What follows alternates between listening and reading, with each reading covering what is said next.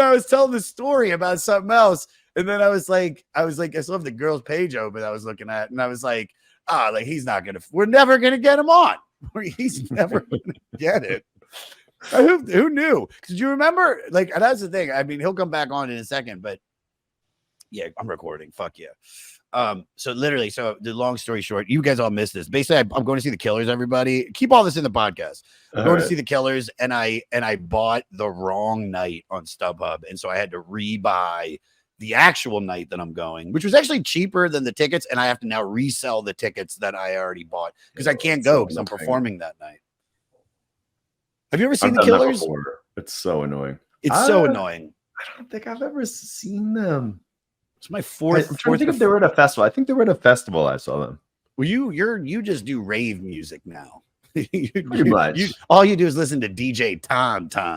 You know what's up. Are you in Ibiza right now? I am, yeah. Got this co-working space. It's actually pretty dope. They got a cafe over there. Just in the background, just They give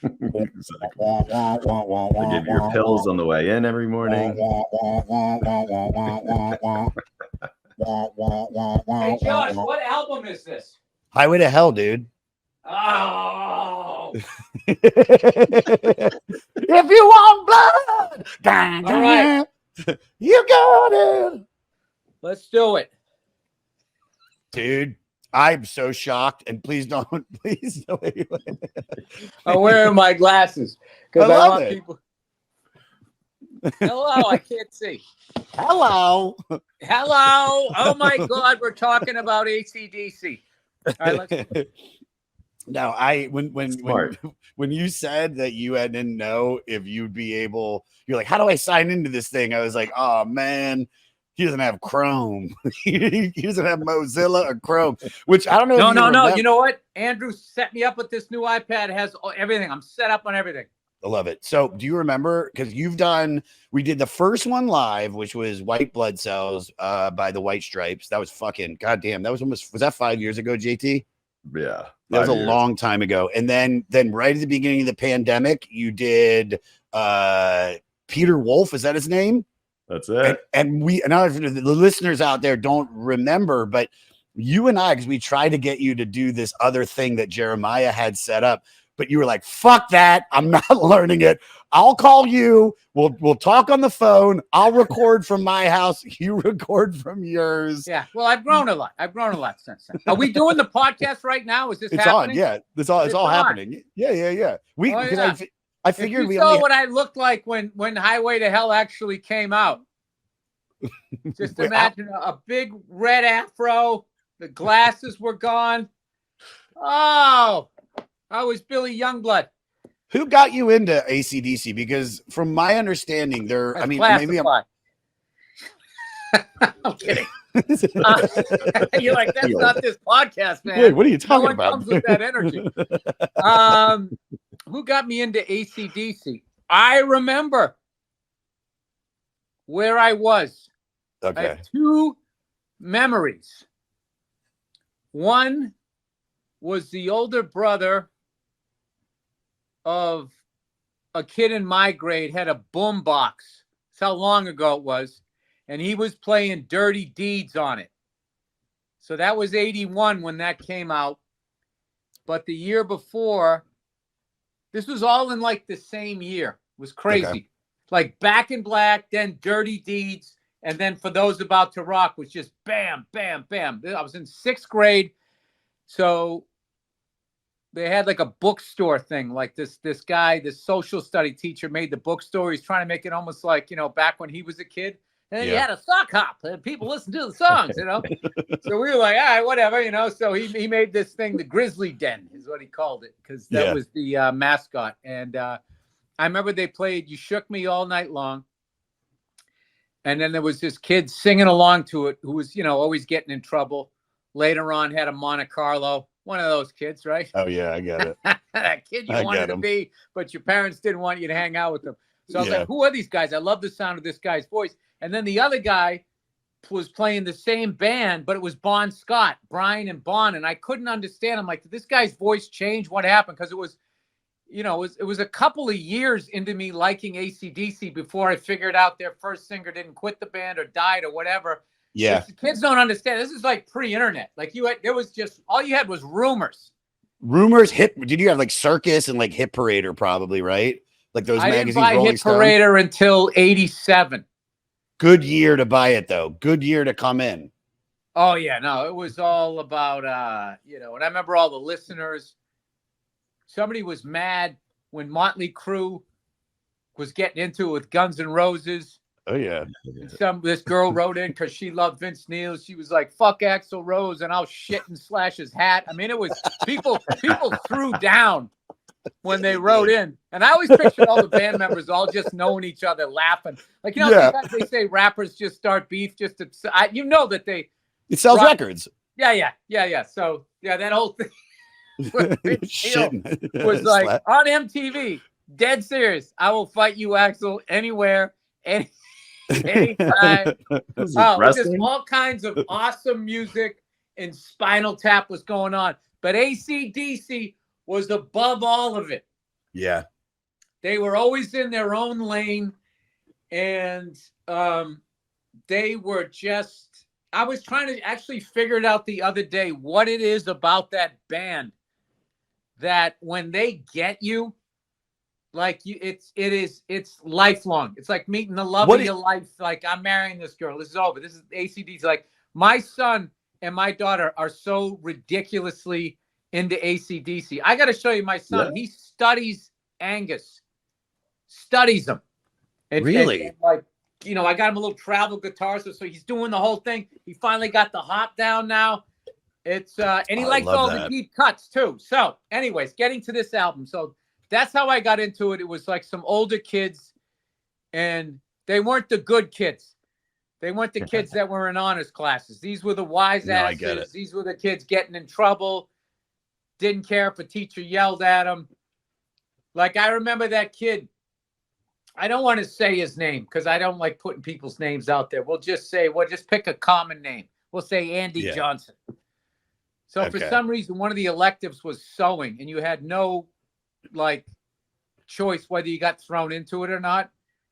And my brother had a class with him, and the lady was trying to teach him the first day, like how to like thread the needle or whatever. And he just looked at her and he just goes, "Andy Johnson does not sew."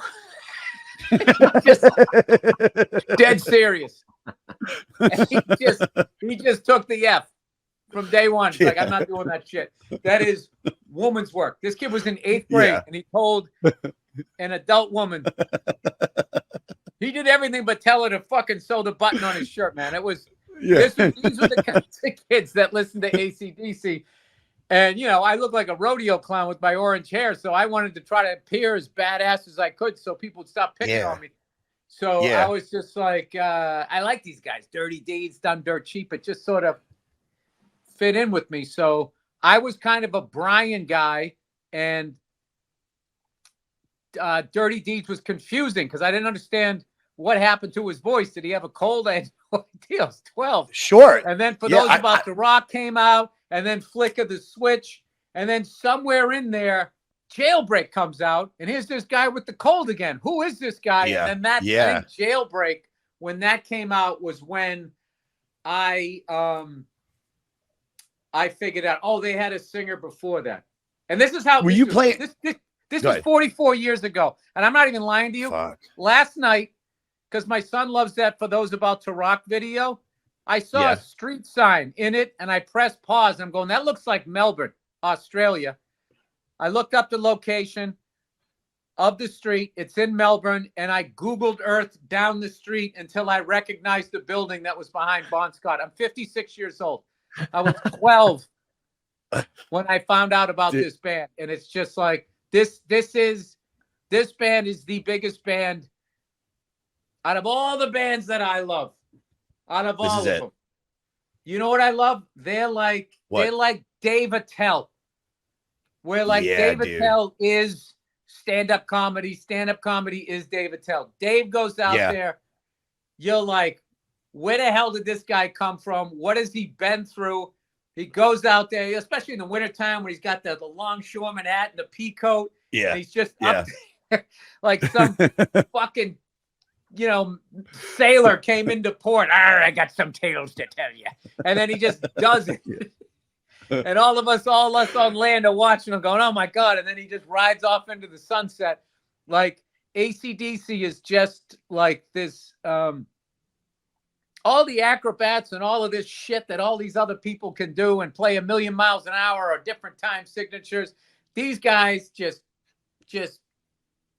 plant themselves on the stage and just punch you in the chest from the first fucking Cliff Williams playing Live Wire, the bass line, and they don't let up for the whole show. They're the most powerful band I've ever heard in my life. And the fact that they're able to do it with just basically 3 chords in all of that space, all of the space in their music where the whole thing could come tumbling down. They could lose their momentum, but they never do because they got a guy named Phil Rudd playing drum. It just for rock music, they're just the pinnacle.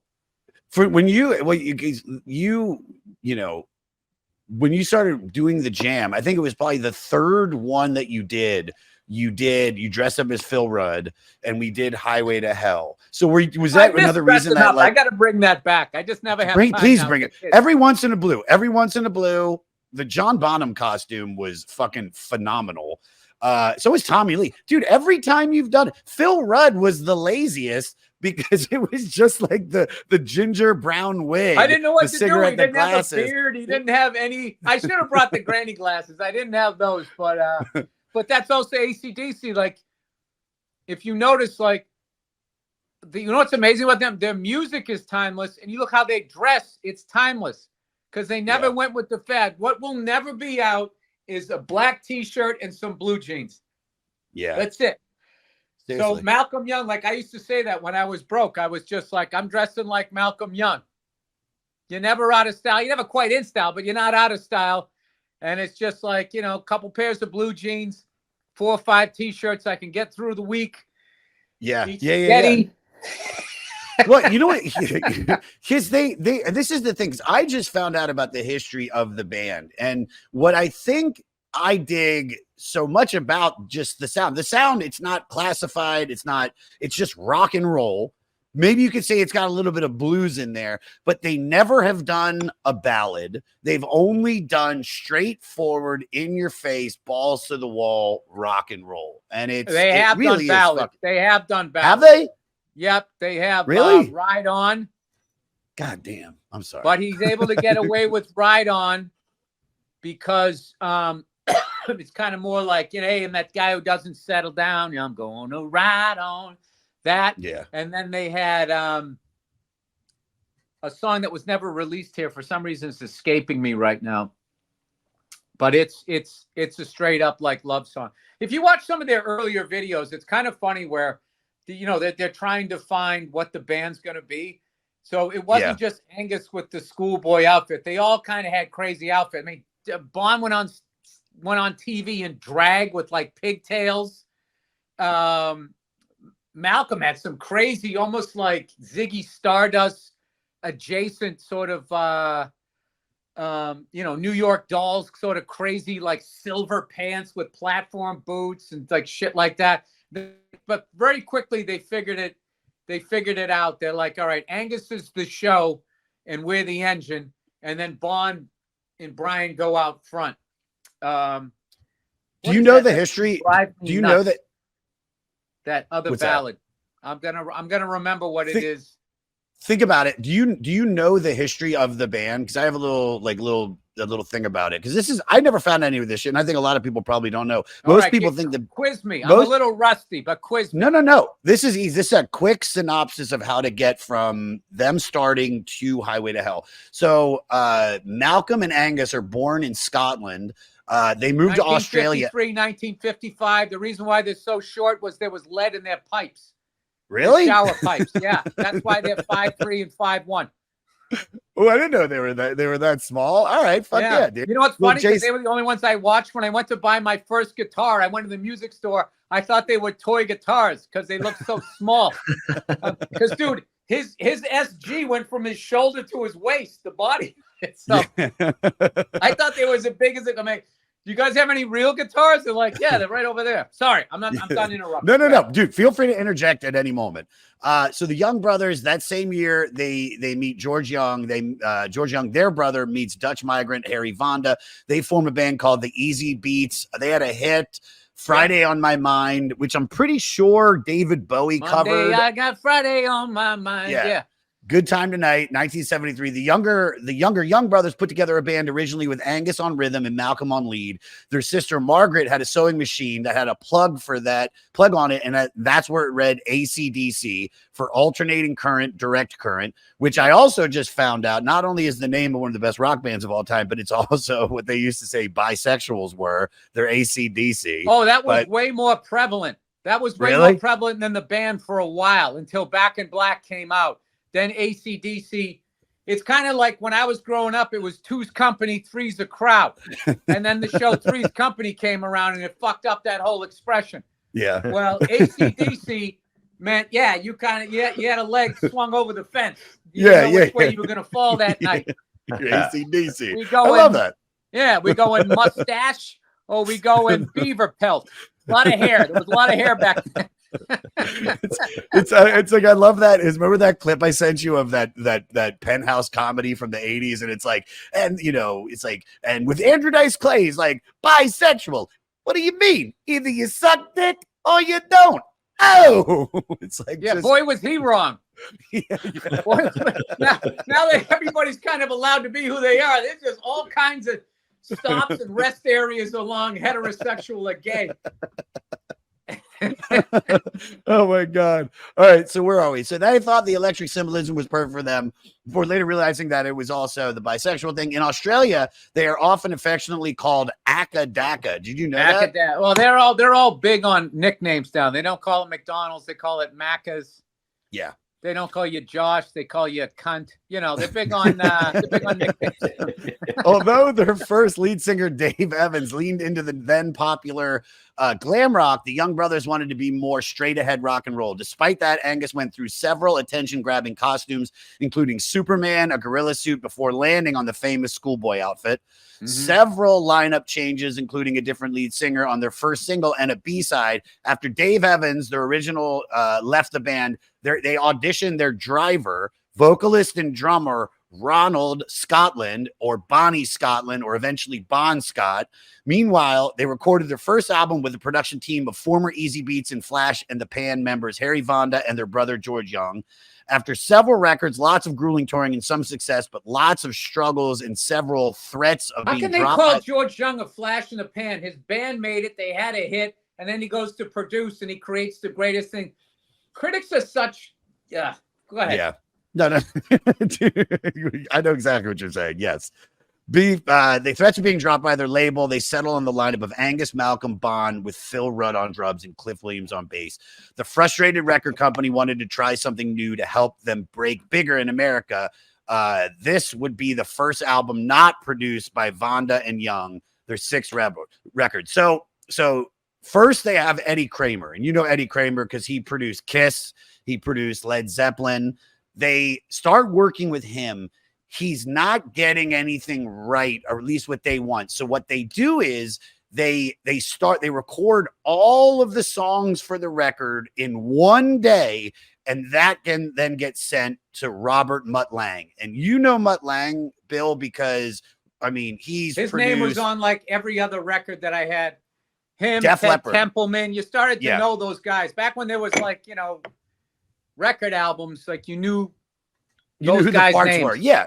But when you talk about like famous producers, Robert Mutt Lang is, where it's like, what's the guy's name with the beard and the long hair, the bald guy with the long beard? Rick Rubin is like, it's about the vibe, and he really doesn't do anything. Mutt Lang is like a perfectionist. Like, so what was cool was he gets in the studio with them and he goes, all right, like, this is what we're going to do. And we're not going to stop until it's perfect. And they're like, well, we usually record a record in a week and a half. He goes, no. He's like, we're going to work 15 hours a day, 7 days a week until we get it right. He was the one that basically added the stacked vocals that you hear on the chorus of Highway to Hell. 3 weeks becomes 3 months. They released the record. The record is big, and so big that on the third single, they get invited to do Top of the Pops, which they do Top of the Pops, which is that big British, like, you know, everybody that's good. We got fucking the Beatles or whatever the fuck they sing, and it's the biggest band in the world. They perform on the show. They blow up, and then this is where it gets sad, obviously. 6 months after the release, Bond goes out drinking with this guy who they don't know if he also did heroin, but it's like the guy kind of was like this. He was the guy that owned the Monte Carlo, the bad guy. Mhm. Basically, whatever the English version of that car is. Exactly. What would it be? I don't know. Well, I wouldn't say that it would be a Mini Cooper. Yeah, that's. Although if he's doing smack, I mean, he probably doesn't have any car. He's probably taking the tube. Or begging on it. Mind your tootsies. I don't know what that would be. It would be whatever the poor man's Jaguar, because a Monte Carlo wasn't a Cadillac or even a Buick. So whatever that would be over there. Let's not get hung up on this. Yeah, I know. That's all right. Yeah. So basically, he goes out. He's found dead the next day, unresponsive after choking on vomit. His death was ruled acute alcohol poisoning. Some people say it was hypothermia. I've also seen that he froze to death. Really? Yeah. Well, he was 33. And so this is where I think the beautiful thing of all of this comes together is that the band was considering breaking up. They're encouraged by their families and friends, including Bond's family, to continue. They recruit Brian Johnson from the band, Geordie, as their new singer. And with some of the songs they had already been writing with Bond, and once again with Mutt Lange producing, they released Back in Black as a tribute to Bond later that same year. Both of these records are incredible sellers. I think this is Highway to Hell is 6 or 7 platinum. And I know Back in Black is 25 to 26 million copies sold. It's up there with Michael Jackson Thriller. Yeah, and that's what I'm saying. And that's why Mutt Lange is a fucking genius, because going back to about like he later eventually went on to produce Def Leppard Hysteria, which when he sat down with the band, he said, I want to make the heavy metal Thriller. And if you look on that record, I think there's 7 top 10 hits on that record. He has that thing. He understands the music. He understands the vibe. Whereas, like I said, Rick Rubin's about the vibe. This guy knows he is a guitarist. He is a drummer. He does play piano, so he can help fix stuff around. And I mean, if you look at it, I've listened to all their other records getting ready for this one, and I listened to this. This, in my opinion, is one of the best rock and roll records ever put together, of just straightforward rock and roll in your face. And then Back in Black is really, I mean, it's a phenomenal record, and Brian does such a good job of taking that torch. Me lungs out. He fucking rules, dude. He rules. Well, here's another thing too. I don't think Brian Johnson gets enough credit for Back in Black. There's all this stuff like, oh, they already had those songs and blah, blah. What do you mean? Like, they just put out a fucking record, and then right in the middle of promoting that record, this guy dies. They come back in Black. It's a funeral. Yeah. Like right there, you read the lyrics to Back in Black. That's their tribute to Bond, how he lived his life. Bond wasn't writing that. You know, is it? I don't subscribe to, like, you know, you can hear it. Bond had those fucking lists. Like, no, they definitely have, like, you know, Brian came in and stayed with the style of the band. The way when other drummers came in, they played like Phil Rudd. They didn't play a bunch of fills. They didn't do a bunch of syncopated things on the bass drum, you know, keeping up with whatever the guitar rhythm was. They played against the beat. Boom, crack, and you waited and waited and waited until you finally hit that cymbal and fucking released all that tension that you built. Simon played like that. Chris Slade played like that. All of those guys that came in and recorded with them were able to, like, sort of put on that Phil Rudd suit. I mean, that's what the gig was. So I feel like when Brian came in, it's like, all right, it's a lot of innuendo. It's a lot of fucking talking about this. And he stayed along that. But I feel like he wrote that whole shit that, like, 79 Highway to Hell, they're in the middle of the tour. And then they're fucking right. They wrote all of Back in Black. Yeah. It just doesn't, the math doesn't make, even though they were putting an album out every year, they were doing that. So but I just feel like the lyrics just sort of fit more that it was written after, to me. I agree. I agree. Let's talk about the album. Let's do some tracks. Let's talk about the opening track, Highway to Hell. This became their first song to chart in the US. In a nod to Led Zeppelin's Stairway to Heaven, the title has both been explained and described as what it was like for AC/DC to tour America at that point, as well as referring That's to not right. That's not right. Well, dude, please. I correct, always please. thought it was a nod to Led Zeppelin, Stairway to Heaven, Highway I said to that. Hell. I said that. No, but I don't think it. I don't. The story I read. Okay. I'm saying it's not true. Like I know these guys. That's what I thought when I assumed it. It was just sort of tongue in cheek, like, okay, Led Zeppelin's your biggest band. You know, they got Robert Plant. We're a bunch of guys with busted teeth and shit. Fuck you. Here's Highway to Hell. From what I read, it was doing road gigs in Australia, where like the whole middle of that country is badlands. Like you can't grow anything up. It's why those snakes are so poisonous. Yeah. And can kill 30 elephants with one bite. It's because food is so scarce, they got to make it count.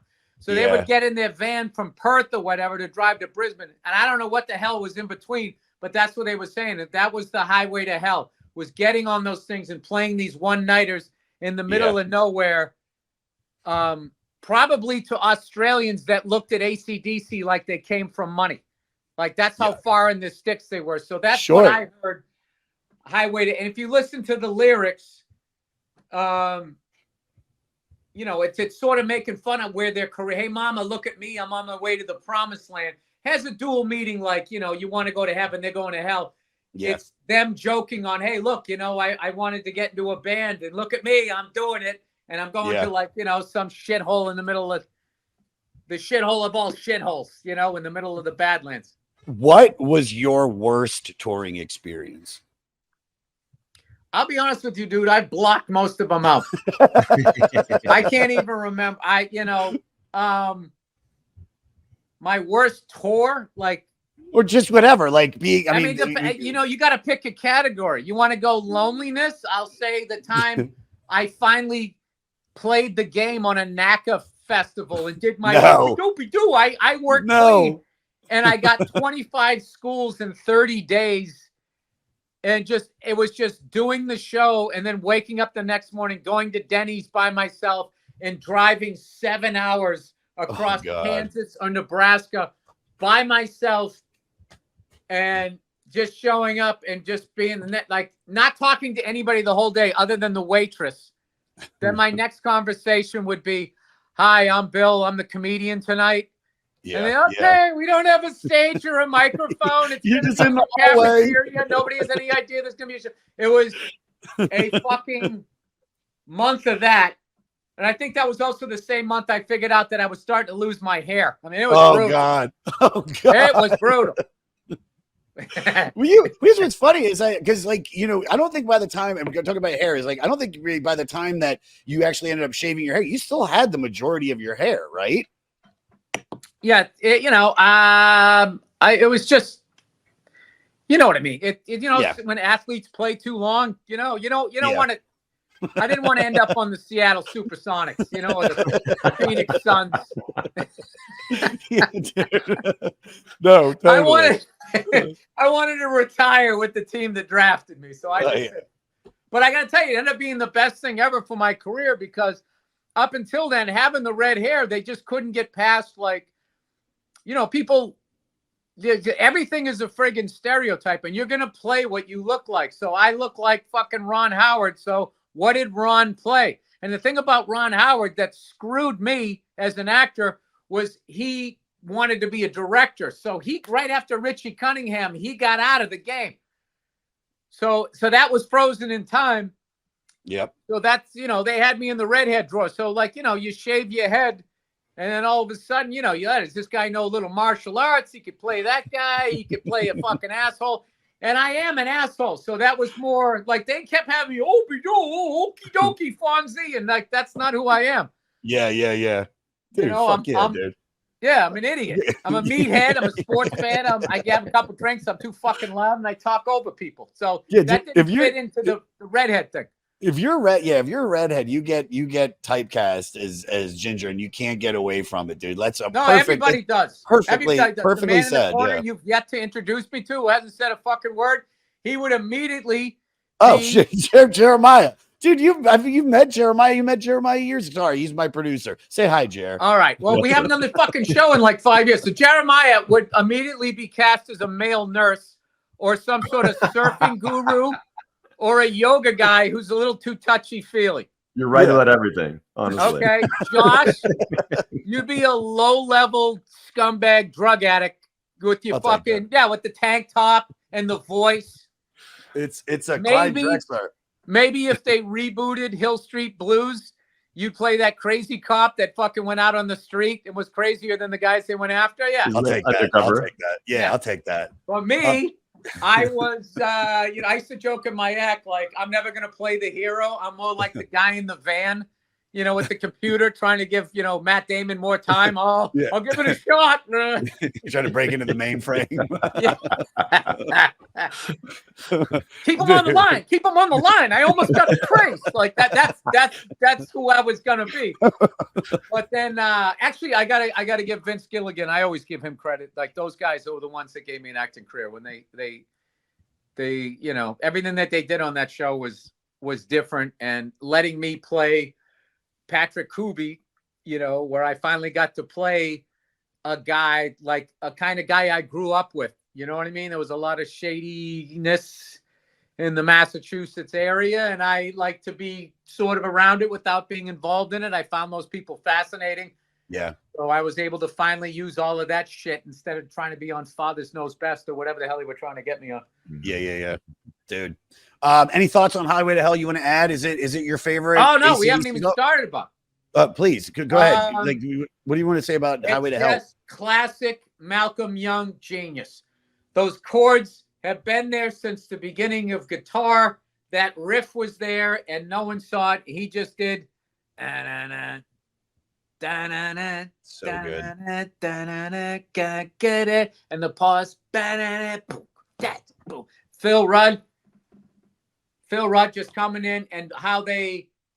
I don't think Angus comes in until the chorus. I'm on my way to the and then they just and then like the second verse, it's him and Malcolm. And what I love about them is I would equate it to old school horror films. Is old school bands, old school horror films like knew how to build tension and build it and build it and build it. And a horror movie scare the fuck out of you. Or a rock band build that tension up and then finally fucking release it. Yeah. Where the newer bands, or like say newer horror movies, is special effects got so good they forgot to set it up. See, back in the day when you had a ketchup bottle and fucking squirt guns and shit trying to make it look like real, like you know what I mean? It's kind of like Jaws. Like the greatest thing about Jaws is the fucking shark didn't work. So just those barrels popping up, just the fucking idea of it. By the time you saw the shark, you were scared shitless. So I feel like AC/DC does that, where they build like these layers, like the genius of Livewire. Just it was Mark Evans, I believe, on bass was played that. If it wasn't George Young, because he played bass on some of those, but just do do do do do do do do do do do do do ga ga. Dude. And they just wait, and then finally after do that a couple times, then all Phil Rudd does is add the hi-hat. Bum, bum. It's just sick, and you just start getting like chills, like what is happening. So they start off the album. I feel like they start off with the single. It's an anthem riff, and everybody stays out of the fucking way. It's just Phil, Malcolm, Bon.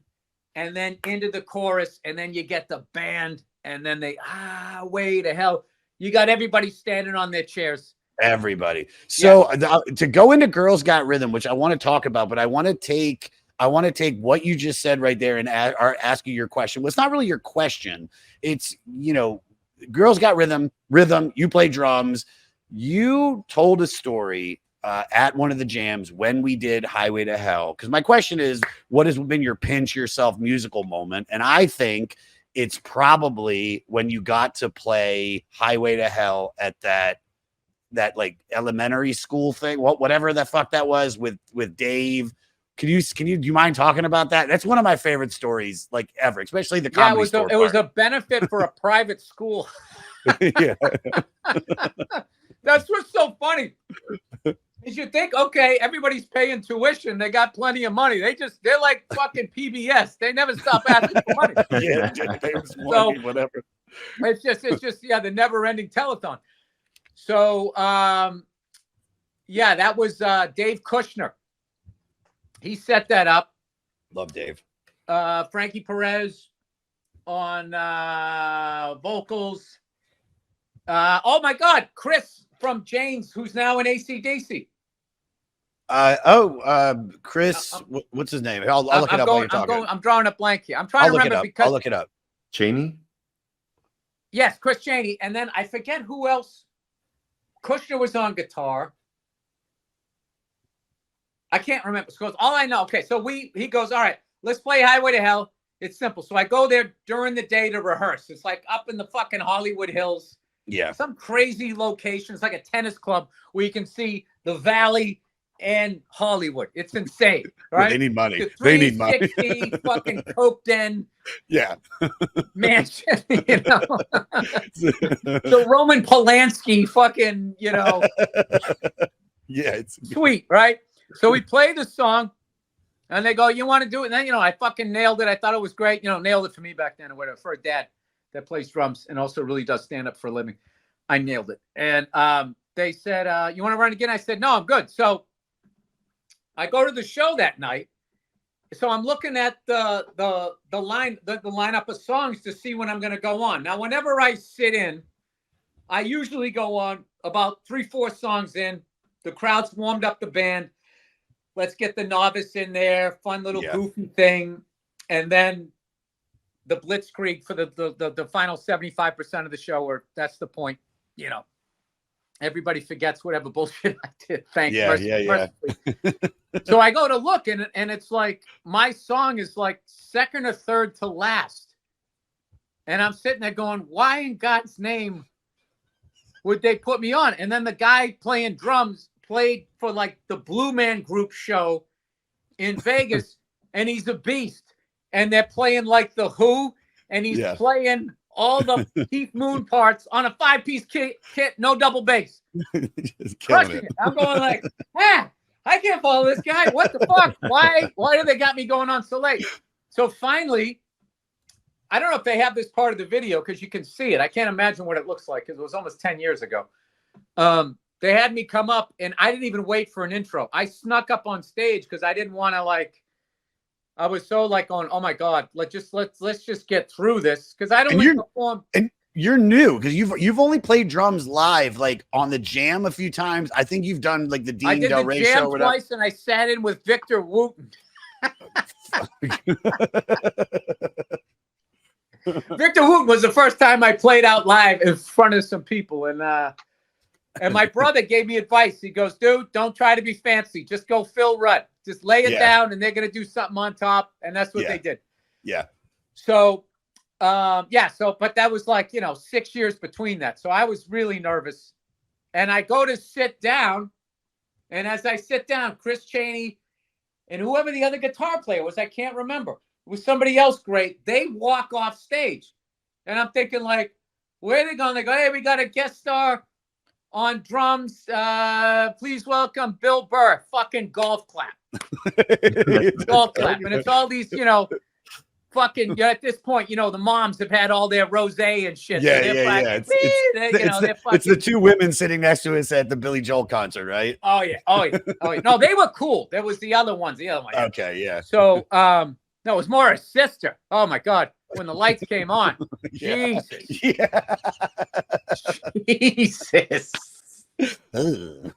Smoking body, lights come on, face looked like she had just got bit by a zombie 20 minutes ago when she was starting to hurt. I don't know what she was on, but that was just wow. Yeah. So anyway, they're walking off and they do the intro to me, and I'm already freaking out, going where the fuck are they going? Because when you're that nervous, everything has to be exactly like rehearsal, or else you're like, what the fuck? And they go, we got a couple of guests. Please welcome from Guns N' Roses, Duff McKagan and Slash. Yeah, dude. And they come walking on the stage. And I remember sitting there. They both looked like they were 8 feet tall to me. Like Duff is already tall. Okay. They both look. I was just like, and I had met Duff one other time, and he sort of leaned in over the drum kit. In my head, he was like 100 feet tall. Yeah. He's like, hey, Bill, good to see you again. And then I think Slash said, hi, I'm Slash. And I said, hello. And I was like, what the fuck? Before I could even think, Slash just went, da-na-na, da-na-na. And I was like, oh my God. Dude, I couldn't feel my feet until the first chorus. I was that fucking freaked out. I could imagine. Yeah, that's so, like. As much as AC/DC was my band, Guns N' Roses was like sort of like, right they below. were like AC/DC was already big with the older kids. So was Van Halen, you know. So I was playing catch up. I was there from ground zero with Guns N' Roses. I was one of my claim to fame at one point was Burr bought fucking Guns N' Roses Appetite for Destruction in October of '87. Everybody else didn't get it until '88. So I knew all the songs. So that was the thing. Burr's been listening to these guys for like 4 months, which was a lifetime. Sure. At that age, I was like 19. So these are the guys. And Steven Adler, out of all the drummers that were around in the 80s and all of those rock bands, those metal bands, that was the guy that I just connected to. Whatever his feel was, he had the most unique feel where I felt like he played in front of the beat. He had that punk kind of energy, but it was also loose and laid back. It was so unique. Well, usually the loose guys are like, you know, they're playing behind the beat. I felt like he was in front of the beat, but still it swung. And he had this little 4-piece kit. Everybody had all these fucking drums, double bass, 4 up top, 2 down the bottom. He had 1 rack tom, his ride cymbal, and he just had all of these creative drum parts. And I just fell in love with his playing, and I was heartbroken when the band and him went his separate ways. I mean, it was like, it was a brutal year for me. Stevie Ray Vaughan died. Steven Adler gets kicked out of Guns N' Roses. I think right around then, Stan Lynch gets kicked out of Tom Petty. I was just like, what the fuck? It's like every person that I'm into seems to be, you know, going their separate ways of dying. So, so that's what's going on. Oh my God, I'm playing with these guys that played with my favorite drummer from the 80s. So anyway, we ended up playing the song. And I think I did a pretty good job with it. Didn't you tell me? Wait, Bill. Didn't you tell me that it's because you like you said you can't feel your feet. You're not just nervous, but you're like your heart's probably racing. And then the ending, they look back at you because you're supposed to play something. Oh yeah, and you're yeah. I'm on the high, bam, bam to hell, and then it's the Bond, and I'm going down all the way. Wow, that part. And then like I'm supposed to, so they both fucking turned around and looked at me, and I was like, so I had like, you know, little toothpicks, you know? Oh, and then the greatest thing ever. Like Slash said he liked my playing. Oh God. And he wasn't bullshitting either. He said, you know, through Kushner, he said he liked my playing, which I couldn't believe. And then the most unrock and roll thing ever, because I go, oh, you know, I'm actually a comedian. I think my voice was like 3 octaves higher talking to both of them. And I get the nod from him. I couldn't believe it. And then the most unrock thing ever, I get into a Prius and I drive down to the comedy store to smoke a cigar with Joe Bartnick. So I pull into the comedy store. I am like flying. Like, dude, I drove down that hill. Ace Ventura, head out the window. I was like, I couldn't believe it. I couldn't believe it. So I pull into the comedy store and I get out, and Adam Egett was there. You know, Adam. Hey man, you want to do a spot? Go on, right? And I was just like, no, I don't. I'm not ruining this night. It couldn't have been any more perfect. So I went in the back, ran into you. I smoked a cigar. I told you guys the story, and as I told you the story, Dave Kushner sent me the video. I watched you guys. You guys are smoking cigars going, this is fucking unbelievable. Oh, That's Duff and Slash, right?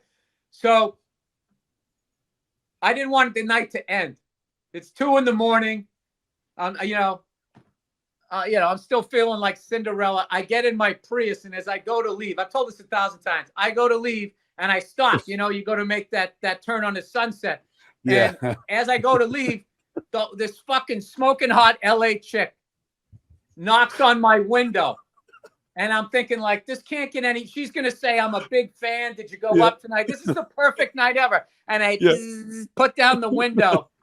And she sticks her drunk ass into my fucking, like 3/4 of the way in. She just goes, "Are you Enrique, my Uber driver?" Me. With you coloring. And I just looked at her and I laughed and I go, no, I'm not. Then I laughed. Then she laughed. And then that was it. The night was over. I was like, that is the perfect ending. I can feel my feet again. Yeah. I'm Bill Burr, dad. I wasn't a dad at that point. No, you weren't a dad yet. Yeah, I am just a stand-up comedian. That was an amazing experience, and it lasted by the high of it lasted until I was called an Uber driver. You are in the Uber driver. That was it. You are. That was me turning back into a pumpkin. Was I? God damn, that's a reality. That's one of my favorite stories. I think I actually have video of you telling that dressed as Phil Rudd. I'll see next time I see you. I'll airdrop it to you. It's Bill Rudd. That's who we were. Yeah, Bill Rudd. It's so fucking great, dude. Any thoughts on Girls Got Rhythm? Because I don't really have much about this one. Yeah. Once again, sorry, I'm eating ice. I'm gonna finish. No, please, you're fine. Did a bump. I did a bump. This is about the 80s, man. Yeah, no more addictive than caffeine, bro. I would tell you a time I was standing outside a bar in Chelsea, and this guy was gacked out of his fucking mind. He looked just like Rob Halford. And he started telling me this story about riding his motorcycle, and he got stuck in the middle of it. And he was on like a loop. And he just kept going, I'm going around the apex. I'm going around the apex. And I'm going around the apex. And he just kept fucking saying, I didn't know how to get out of the conversation. No, you never told me that. But I can see that guy's all over fucking Chelsea. I didn't know how to get. I couldn't get out of it. I was terrified that if I walked away, he was going to stab me. So for 15 minutes, I listened to him keep revamping up, I'm going around the apex, until one of my friends showed up. And we kind of got out of there. Anyway, there you go. You're like, I gotta go. Yeah, tell me. What I love about Girls Got Rhythm is I love the drums. And it's another thing for young musicians out there to study how Phil Rudd and the band build tension and release it.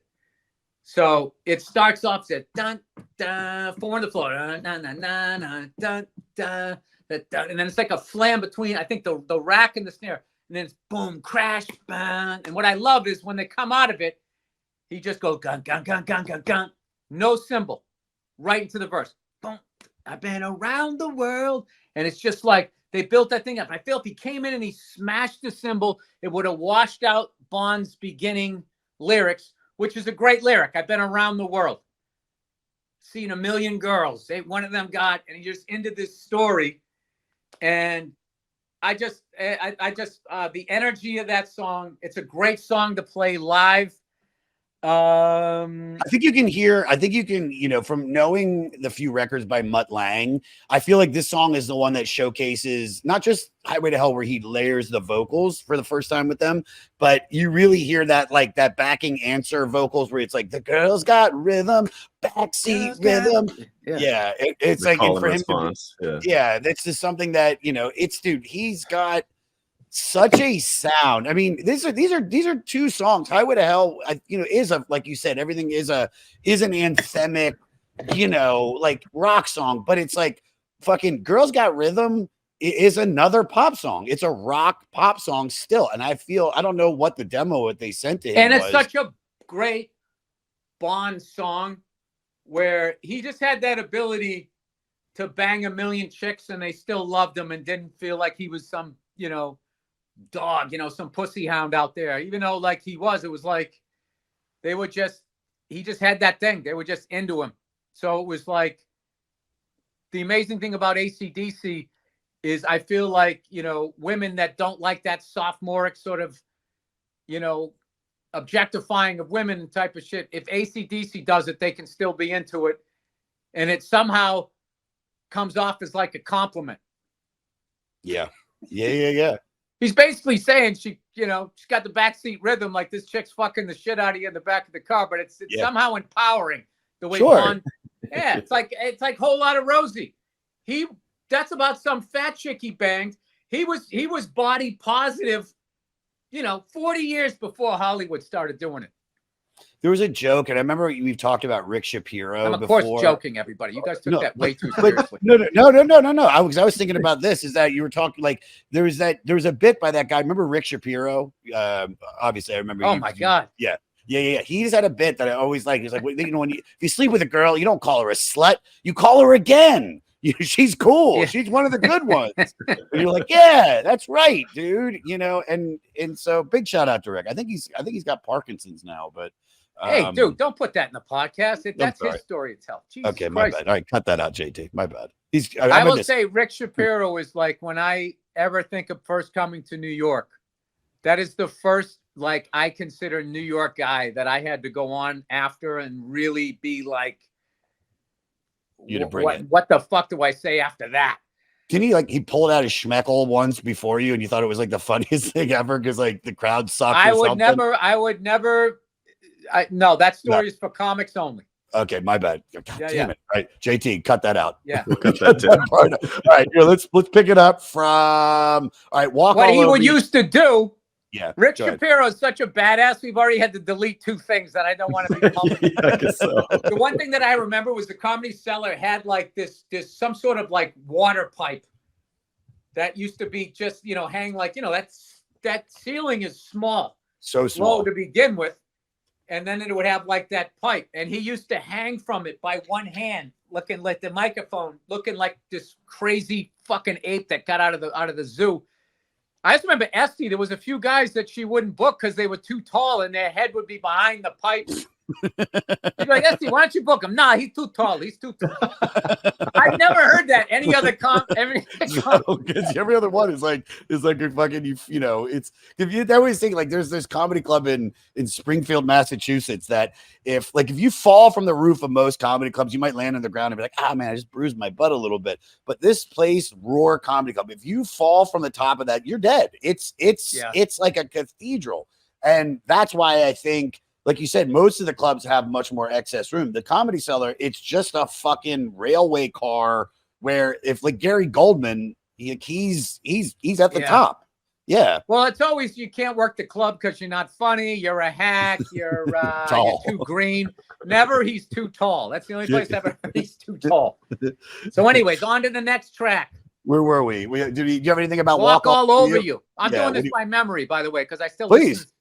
We can always. We have clips. We have everything. If you want to hear it, yeah. Walk All Over You. Walk all over. I know what it is. It's just that killer intro.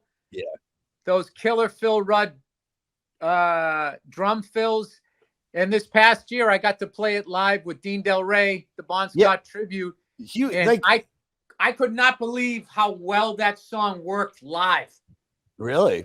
Yeah, because I played what was it? I played on that one, and then I played on something off the side too of Power Rage. I went two like sort of deeper cuts because they were already playing all the hits.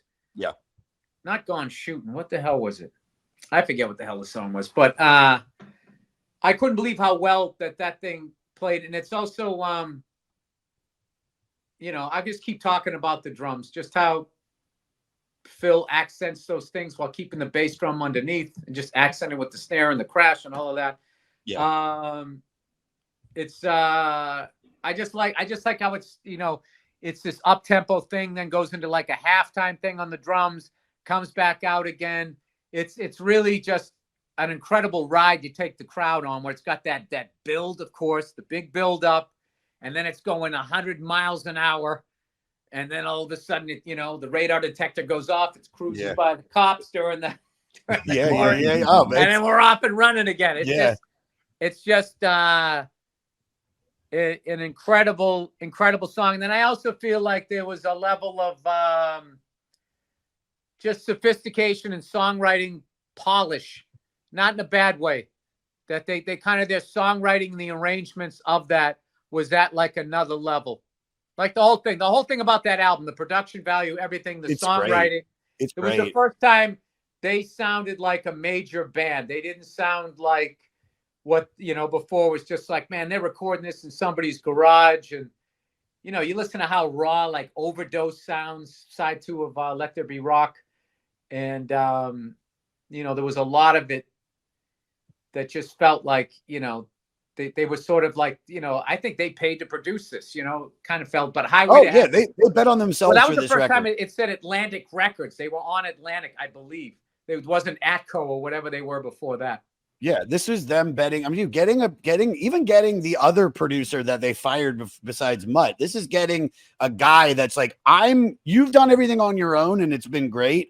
I'm gonna take this great shit you have and make it better. And you have to trust me. And you can, because then you get something like Touch Too Much, which is one of my favorite songs on it, on the record. I mean, this was, it's just about partying, wild parties, girls drinking. This was the song Bon Scott played. His last performance was when he lip synced this, when the band performed it on Top of the Pops, a popular British music show that aired February 7th, 1980. 12 days later, Bon Scott died. Any thoughts on Touch Too Much? My favorite part is that guitar breakdown where it goes dun dun dun dun dun dun dun dun dun dun. Feels like a touch too much. But I just love whatever the riff is. I can't think of it, but it comes out of that to that. It's just this great intro to like a breakdown. And like I was saying, it was like more of a sophistication to their writing. Like I felt like that was the beginning of Malcolm's like most, like his highest, like he took all of those, just think of the riffs that he wrote up till then. Like I felt like that's when everybody had to admit that this guy's a major player. Like what this guy, what he can do. Yeah. And just everything that they were doing, like those guys are just such masters. I mean, to play that stuff and there's just no margin for error. And then that stuff that like people think it's simple. It isn't. It's to really be able to make that sound good and to get 80,000 people losing their fucking minds is incredible. So, yeah. I want to ask you this because speaking of of too much, like because I've known you for fucking 15 years, but I'd say we've been really close for about 10.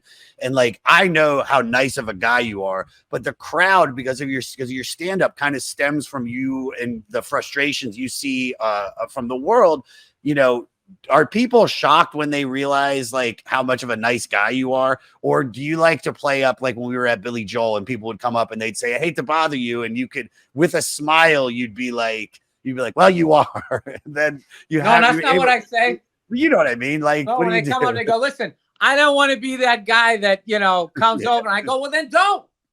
I don't want you to do anything you don't want to do. Listen, it's time. You're old enough now to take control of your life.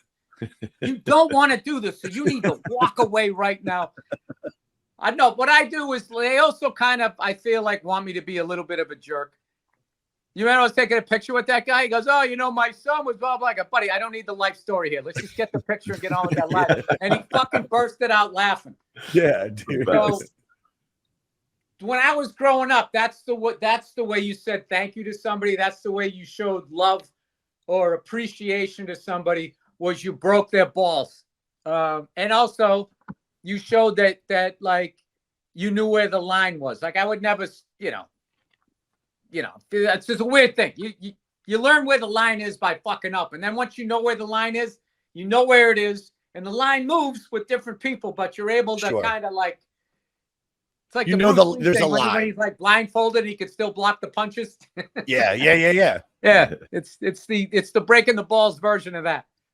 Dude, it was one of my favorite things watching people come up and they'd say something and you just like turned it on them and they'd laugh and you also did that when we were high on mushrooms, which was my favorite thing in the fucking world, dude. We got to do that again, man. We got to find another band when you got time. I'll fly in. I tell that story, and you know what everybody says, because you told me it was going to be a body high, and then when we went past the body high, I go, dude, what the fuck? And you go, bro, I didn't go to my usual guy. I'm like, what the fuck? You didn't say that. It was worth it, dude. That was such a beautiful night, dude. Stevie Nicks murdered. No, but I got to that level of high. This tripping where you kind of like, all right, man, far out, and then there's the part where it becomes like. Keep breathing. Keep breathing. You know what the worst was? There was a point I was like, I'm just gonna leave, and then I'm in 60,000 people. I'm like, I can't deal, man. Yeah. It was too afraid to get through the mix, dude. When we had the breakdown between Stevie and Billy, and we had to go to the bathroom, and I was like, all right, I'm gonna leave you here. Are you okay? And you were like, I think so. I'm like, okay, just stay here, dude. You're good, dude. You're good. All right, where are we at? Beating around the bush. And that chick on the other side of me, that cutie pie, she loved you. She did. Well, I cried. I just went to see Billy's last show. I think I sent you pictures. Which, speaking of fucking AC/DC, Axl Rose comes out and they do Highway to Hell, which is so weird because of you, I know that's one of the few songs I know all the lyrics to, because we sang it and it's such a great song. And Axl fucking killed it. And because it was Billy's last show at Madison Square Garden for at least now, but I have a feeling it's going to be for good, or maybe he'll do one more in the future.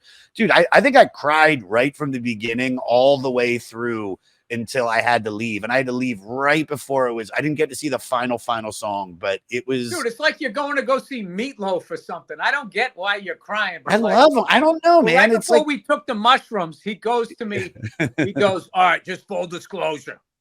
When Billy plays scenes from an Italian restaurant, I'm going to cry. And I'm like, wait, what do you mean you're going to cry? We talking like a Denzel tear? No, it's like full on. I'm not going to tell that whole story, but when I was fucking tripping balls and all I was doing was looking at Billy Joel with the big bald head, and he started looking like when Jaws was eating the back of the boat when he was hitting the high notes. And then you started crying. That was the chick next to me. I didn't know you were crying. I just hear her go, oh my God. Oh my God. And I'm like, oh my God, she's seeing the shark head too. But she doesn't. She goes, is your friend crying? Is he crying?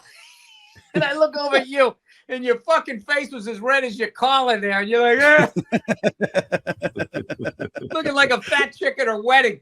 It was so beautiful. I'm like, it's so beautiful. It's so beautiful. And then she's in your ear like, he's such a good guy. A bond behind me.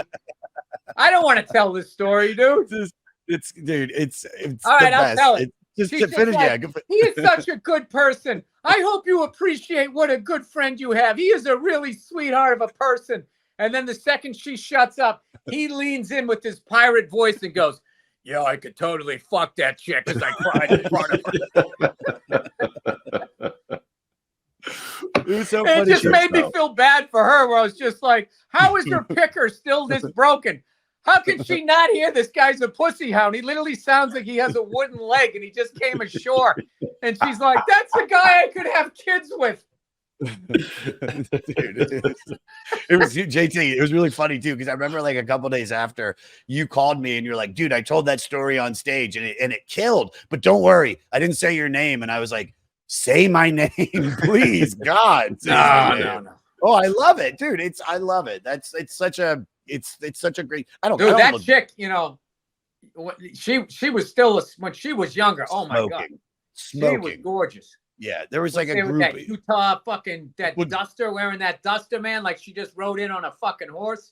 JT lived in the area that those girls were from, probably, like, because you lived in Where? by the beach, like the Malibu, Santa Monica area, Venice?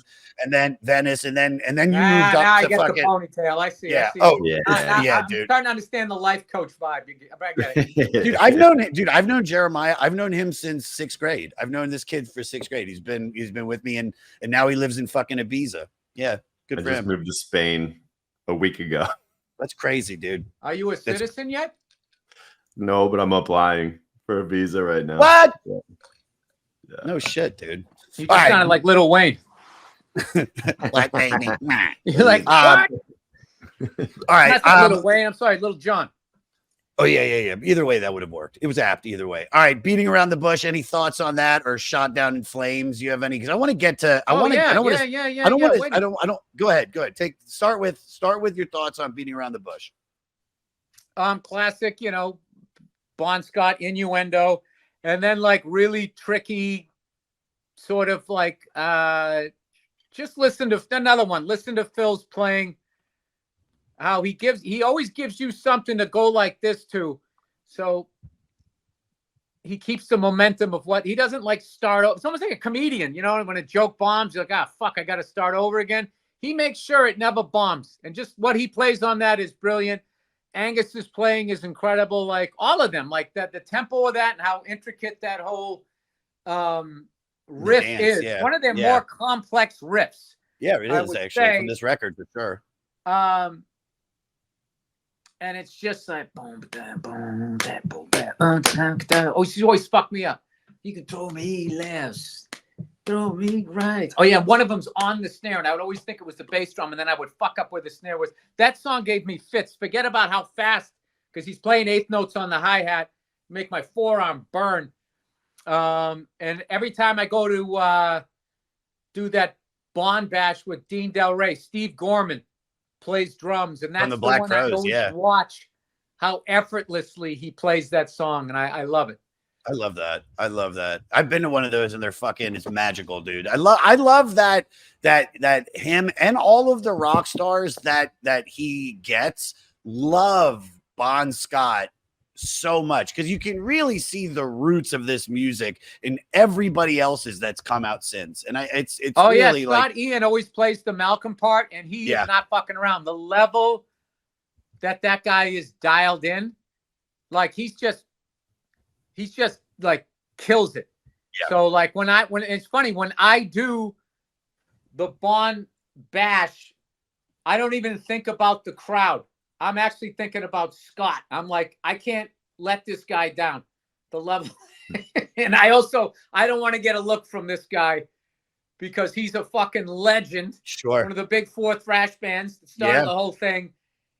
And you know what's funny, dude, you know what's funny? This is actually full circle for something we talked about.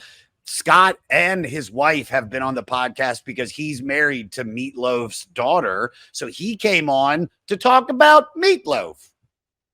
Unreal. Look at that. And I used the Meatloaf reference. See, it's all coming full circle. Full circle. Right as we finish side one. Side one. Let's kick it into side two, which is Shot Down in Flames. This is about a guy. A bunch of weight, or did somebody just subtly zoom in on me? Something just happened. Yours has been zooming in and out. Your camera is like moving. Computer, it's following you. Yeah. Oh, it is. Yeah, it's awesome. It really is. It's like I'm like, he's an auteur. I want to do that Spike Lee shot with a background. I don't move, but the background moves. You're moving with the camera. What do you think about Highway to Hell? Well, let me tell you. Oh, it's moving again. Yeah, I'm just noticing. Shot Down in Flames, about a guy going out to try to get laid. Dude, and what the fuck down. is this thing? This is some nerd snooping around. Dude, Andrew is very good at technicalities of things. So I know Themelis is the fucking man. All right. I wanted to ask you about Shot Down in Flames. My question for you is, because this is about a guy trying to go out and get laid, but getting turned down big time. Speaking of the saying that you have this big bushy hair as a kid, big red afro, when was the first time you realized women found a sense of humor sexy? I remembered it was in 7th grade by Amy, whatever her name was, my first girlfriend. That was my thing. Polar activity. Amy, I wish. I dated Amy Paul. Amy, who was the girl that shot that shot Dating the you other? gave her the courage to get into show business. She's like, if I can survive that, I can get on SNL and become the head writer. Wait. Who's the other Amy? Amy Fisher is the other one I was thinking of. I dated Amy Fisher, the girl that shot. I always loved that name. It was always cute girls were always named Amy. Yeah, they were. Yeah. You know, Every true. Amy I ever met was cute. everyone. When did women first realize? When did you realize that women found a sense of humor sexy? When did that happen? Like 46.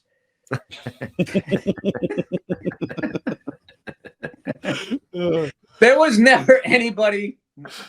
It's the funny thing is what makes all of my shit work is what made my whole personal life not work. My complete inability to read the tea leaves and whatnot, you know, just works in stand-up because I'm constantly failing. But I had no confidence with women, so I would look at guys that were doing well with women and then try to do what they were doing, which just imagine if I did that as a comedian. I would just be a derivative of somebody else. I'd be like just this, you know, whatever. I'm really talking myself in. I wait to be like, well, Bill, you are or whatever comic. So it wasn't until I was in my 30s. Man, it took me into my 30s to, I guess sort of try to be like myself. But I was never like, I was always a relationship guy. I was not a hound. I was not that, see that chick over there? Yeah, fucked her. I fucking did this and I fucking did that. She made me breakfast. All that shit that those guys were talking about, you know, down the clubs and shit. I just always thought it was funny. It was pathetic. Like these guys would kill at the cellar. And then after they kill, they would stand at the top of the stairs like bears watching salmon going up the stairs. And they would just anything. Yeah. Oh my God. And then the worst thing, that older comic that never got married would be standing there and trying to fucking be more charming than some guy in his 20s who just killed on stage. You know, the Matt Rife guy. Yeah, and you're yeah, like yeah. some guy like in his 50s trying to, you know, out 28-year-old, you know, a 28-year-old. I just remember that's what I got out of that. Yeah. I didn't yeah, get for out sure. like, oh, I'll stand there and I'll go bang some chicks. I fucking got, I don't want to be that guy. Because I always did want to get married. I always did want to have kids. And I always did like being in a relationship. And I liked women. But if you watch my stand-up act, I was pushing all of it away because I didn't understand how to get at that part of me. I had all of these fucking issues and everything. So like, you know, it's funny. Some of like my old school fans are like, you're not as funny as you were 10 years ago. And it's just like, no, I'm just not. You're still there. I'm not. Yeah, you've grown. It's like, I liked it better when you were angrier. And it's just like, well, dude, you know, at one point I realized that I was the asshole. And then I also realized that, you know, I got one life. I want to see those people. Don't lose your edge. Don't lose your. I got one life. The whole time I'm going to be in the fight or flight mode. Yeah. I'm all right with that. Like that disease that New Yorkers have. You got to stay in it, man. You got the fucking energy. And they're walking around thinking they still got the energy. It's like, no, dude, you're just some old person. They're walking around now. Yeah. Nobody's looking at you like you're fucking in the Ramones in the 70s. Yeah. You just look like a cat lady, but you can't see it because you look at your face every day when you're brushing it and you don't realize that you're the old person. Like I have a big New York is fucking great, but it's for your 20s and 30s. And then you got to get the fuck out of there or you start looking like Lou Reed. Except for Josh. Well, except for me. But I needed it. I needed this, and I don't know if I'm going to stay here. Yeah, forever. but you weren't there in your 20s and 30s. No, and I also like. See how I didn't come that over. Perfect. But I also well done. Good reversal. You're good. But also, I moved out here to work. I didn't move out here to party. I moved out here to just do more spots, and which is what I've gotten. I think everything. Josh, it's my own jaded, biased opinion of New York. I think Doesn't mean shit. But then you also said shit. You also said shit about a guy in his 50s, like trying to hang with the 20-year-olds, and I'm like, God damn it! No. This is If the you want intervention. dude, you CrossFit. I'm talking about guys like, you know. Yeah, I know exactly what you're talking about. I know exactly, dude. Yes, everything you're saying is right. Do you have anything you want to add about Get It Hot? Or no, you're Shot Down in Flames, because I don't have anything on Shot Down in Flames and Get It Hot. I think they're great songs. I kind of want to get to, if you don't mind, I want to get to If You Want Blood, You Don't got skip over Get It Hot. Get It Hot. Didn't do it. Yeah, that's what I'm saying. Get It Hot is one of the well, first of all, Shot Down in Flames, that's just a fun party song. Yes. It's fun for him to be singing about something you can relate to. You know, whatever. Like, that's just more Bond being Bond. But Get It Hot, the drumming, I just wish it wasn't mixed so low. Phil Rudd's drumming in that song is a fucking masterpiece. And anybody out there that has a stereo and has that on an album, turn the bass way up so you can hear his kick drum. I love that. Because it isn't just boom, crack, boom, crack. It's a few times it's boom, da, doom, da, doom, da, boom, boom. When he does that, or it's da, what is it when how does that song? Dun, dun, dun, dun, hear it? Da, da, da, it's a fun song, and it's about fucking, but it's great. And it's like there's something about I don't Bond, even like know. You know what? I never even contemplated what it was about, and I knew all the lyrics. And I know Get It Hot, he's talking about hot puss and all of that shit, but I didn't really think about it. I was just, when I listen to that song, I am just I feel like out of every song, the next two songs, Get It Hot and If You Want Blood, as far as the performance on this album, how locked in they are and how much those two songs soar. Yeah. Like when I am driving home, had a good set, and I want to keep that adrenaline going, I start with Get It Hot, and I listen right through If You Want Blood, which is one of the more busier drum beats that Phil Rudd plays, but it just so fits the fucking song. And it's another killer Malcolm riff. And then, you know, the unsung hero of the whole fucking album is Cliff, the bass player, because nobody ever fucking brings him up. He's literally the bottom. Yeah. And a nod to his playing is how much he's in it, but you don't notice until one day you decide, hey, I'm gonna try bass and fuck around, and you start listening to what he's doing. He's the most drumming bass player I've ever heard, where a lot of times it's he's playing eighth notes, on the hi-hat, like Phil. He's like adding this bottom layer to what he's doing on the hi-hat. I'm telling you, dude, it's like AC/DC at a first glance to somebody that's into fucking arpeggios and all of this shit. You don't think there's a lot going on, but there is. Yeah.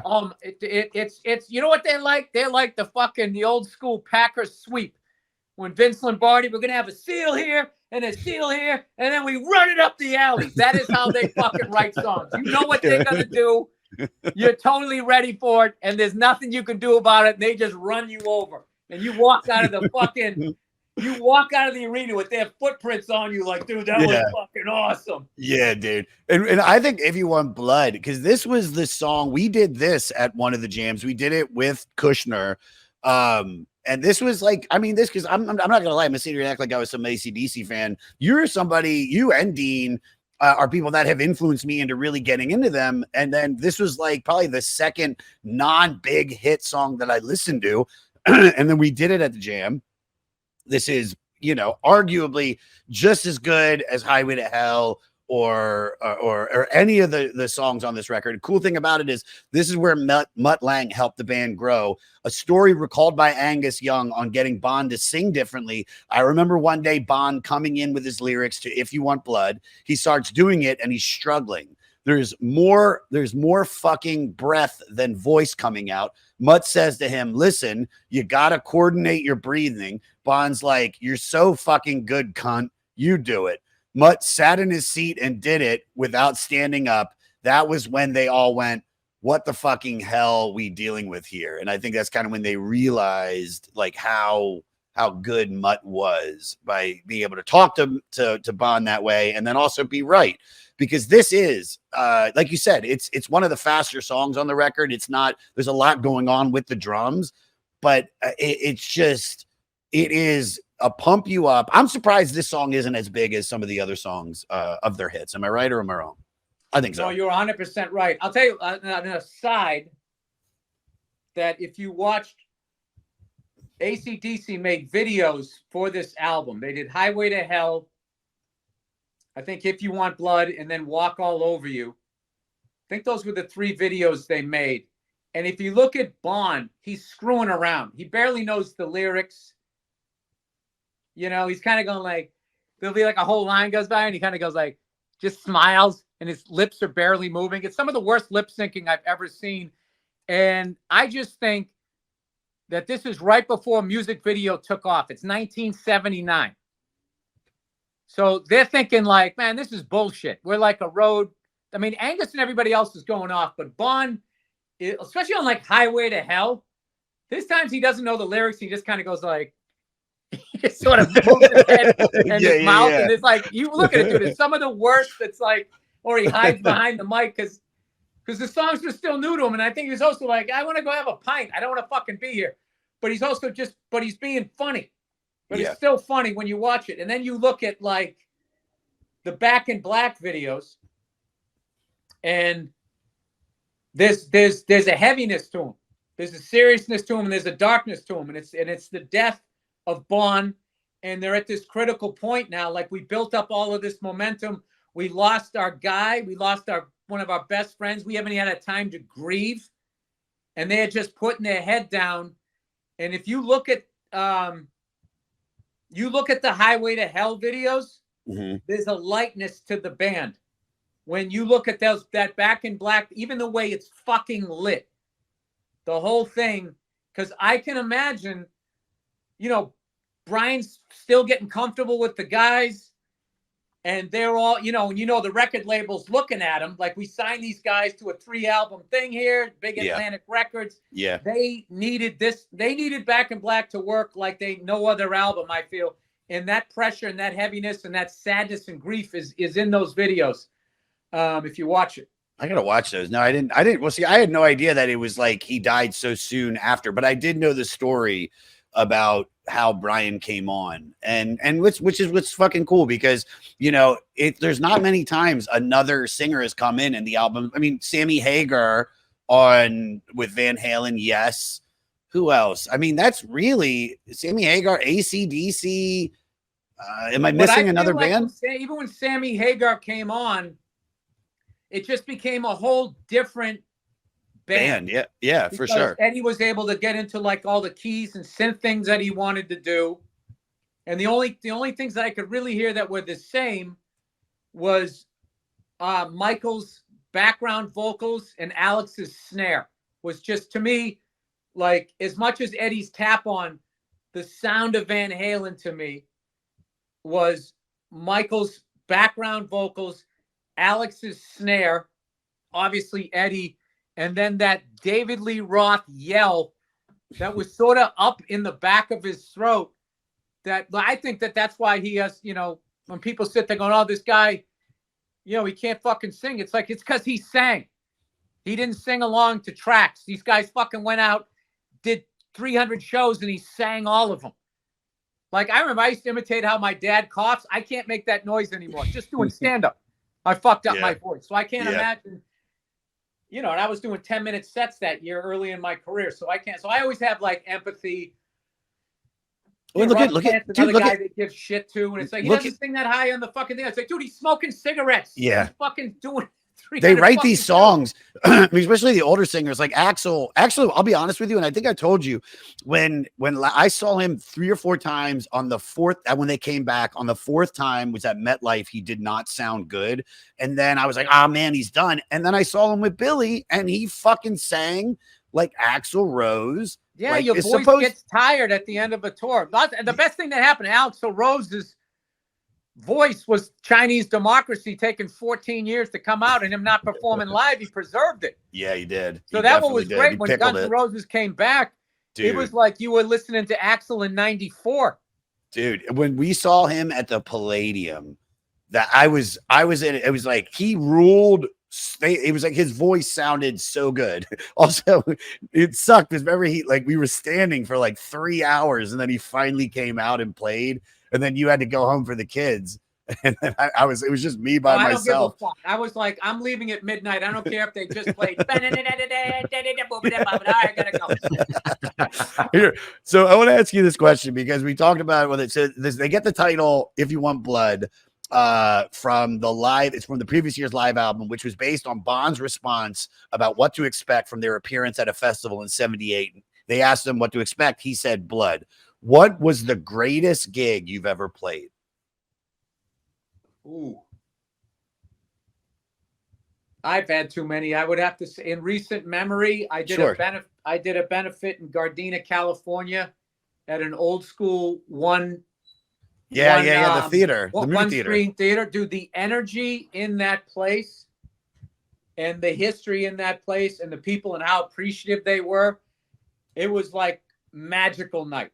Like, I love it was that. incredible. And everybody, you know something, it really changed me in that, you know, you look at this awful stuff that these 24-hour news networks, how they pitted everybody against each other, these bots on Instagram trying to get people to fight, and then these fucking idiots that want to bring politics into everything.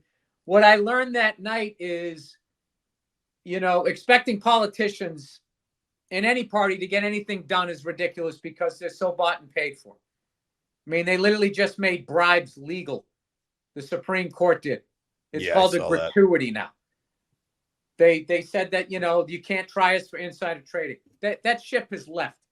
But, you know, rather than blaming blue ties and red ties or just politics in general, there's nothing stopping normal citizens like us from helping out another regular person. And that's what was going on there that night. And, you know, when the times when I was, you know, Biden was still in it. So I was making fun of Biden, making fun of Trump. I felt like the crowd, you know, which way they were. Some were this way, some were that way.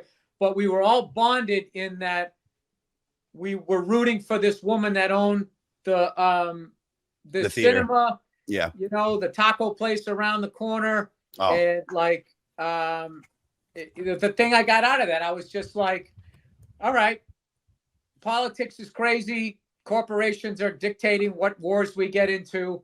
The country's bankrupt, but there's nothing stopping us from helping each other out. If we can just get past this Hatfield-McCoy's thing of acting like these politicians are actually doing something for the country. They're not. They're doing things for corporations and they're lying to us, but we should get together. So that gig, I put that gig right up with doing the Acropolis in Athens. That's insane, dude. That's insane. Which was like amazing you and Yanni. for different reasons. For different reasons. To go, what I loved about Greece was I had never been to the part of the world that was starting to show me that you're on your way into Turkey and the Middle East and the way the people looked. I'd been to, you know, all of Northern Europe with the angry fucking pasty white dudes like me. And I hope, you know, that's who I am. But my therapy is the Mediterranean because those people know how to live. Yeah, siesta. The French, there you go. Yeah, Jeremiah knows. The Italians, all the way over to Tel Aviv. There was like, you know, even in Israel with all the bullshit. There was bullshit going on before this bullshit. Yeah. And there's always bullshit over there. I remember sitting there with Joe, and that there was, when there was no bombs and shit going off, it was a good day. Shout out to Ice Cube, you know. I think it was a good day. Like just sitting there, like there's a peacefulness to that region that I love. So, and then going there to be in that ruin, you know, Royal Albert Hall, like MSG, you know, these fucking places. I still can't believe that. You know, I just taped a special at the Moore Theater in Seattle, and I always think about Eddie Vedder and him climbing up and dropping into the crowd, which I think was the final nail in the 80s. I mean, it really wasn't them. I found out the other day there was some guy that came on to MTV and said, I'll never play Motley Crue or these guys. And like, I think he was doing the thing like, you know, like when you had a deal at a network, the old days, and all of a sudden in the middle of your deal, like that person would get fired. Yeah. A new network person would come in. They had to axe anything that was going on. Yeah. But they had to show like, I know which way to steer this ship. So I think that's kind of what he did.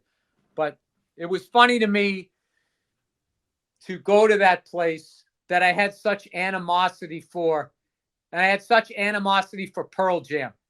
We've talked about this. We've talked about this a lot recently. I fucking hated them because they reminded me that I wasn't young anymore because I was 23. You were still young. What are you talking? No, you were there in the thick of it. 23 is like, what do I look forward to now? 25, rent a car. Legal drinking age. 22, I fucking graduate college, which I didn't. I didn't graduate until I was 25. But 23 is just like, I just get older from here on out. Like now, what happens, and it's just like, all your friends from high school. That's when you still went back Thanksgiving break. You saw each other, and then all of a sudden, people get jobs. They start moving around. Hey, did you hear so and so got married? Hey, someone said that. What the fuck happened? It was that music changing. It really had nothing to do with Pearl Jam and Nirvana because now just do with you and mortality. Oh, 100%. Like just feeling like you're 100%. old, but you're not. But I get it. No, because now I can listen to Nevermind and hear the sonic fucking masterpiece that it is. Steve Albini. I can hear like the way, just the way that Nirvana was the power trio, and the way that all of those pieces fit together. And how they all had their own space, but they never stepped on each other's toes. Yeah, I mean, I always loved Soundgarden and Alice in Chains, but Nirvana took me a long time to come around to, and I finally was like, all right, they're fucking awesome.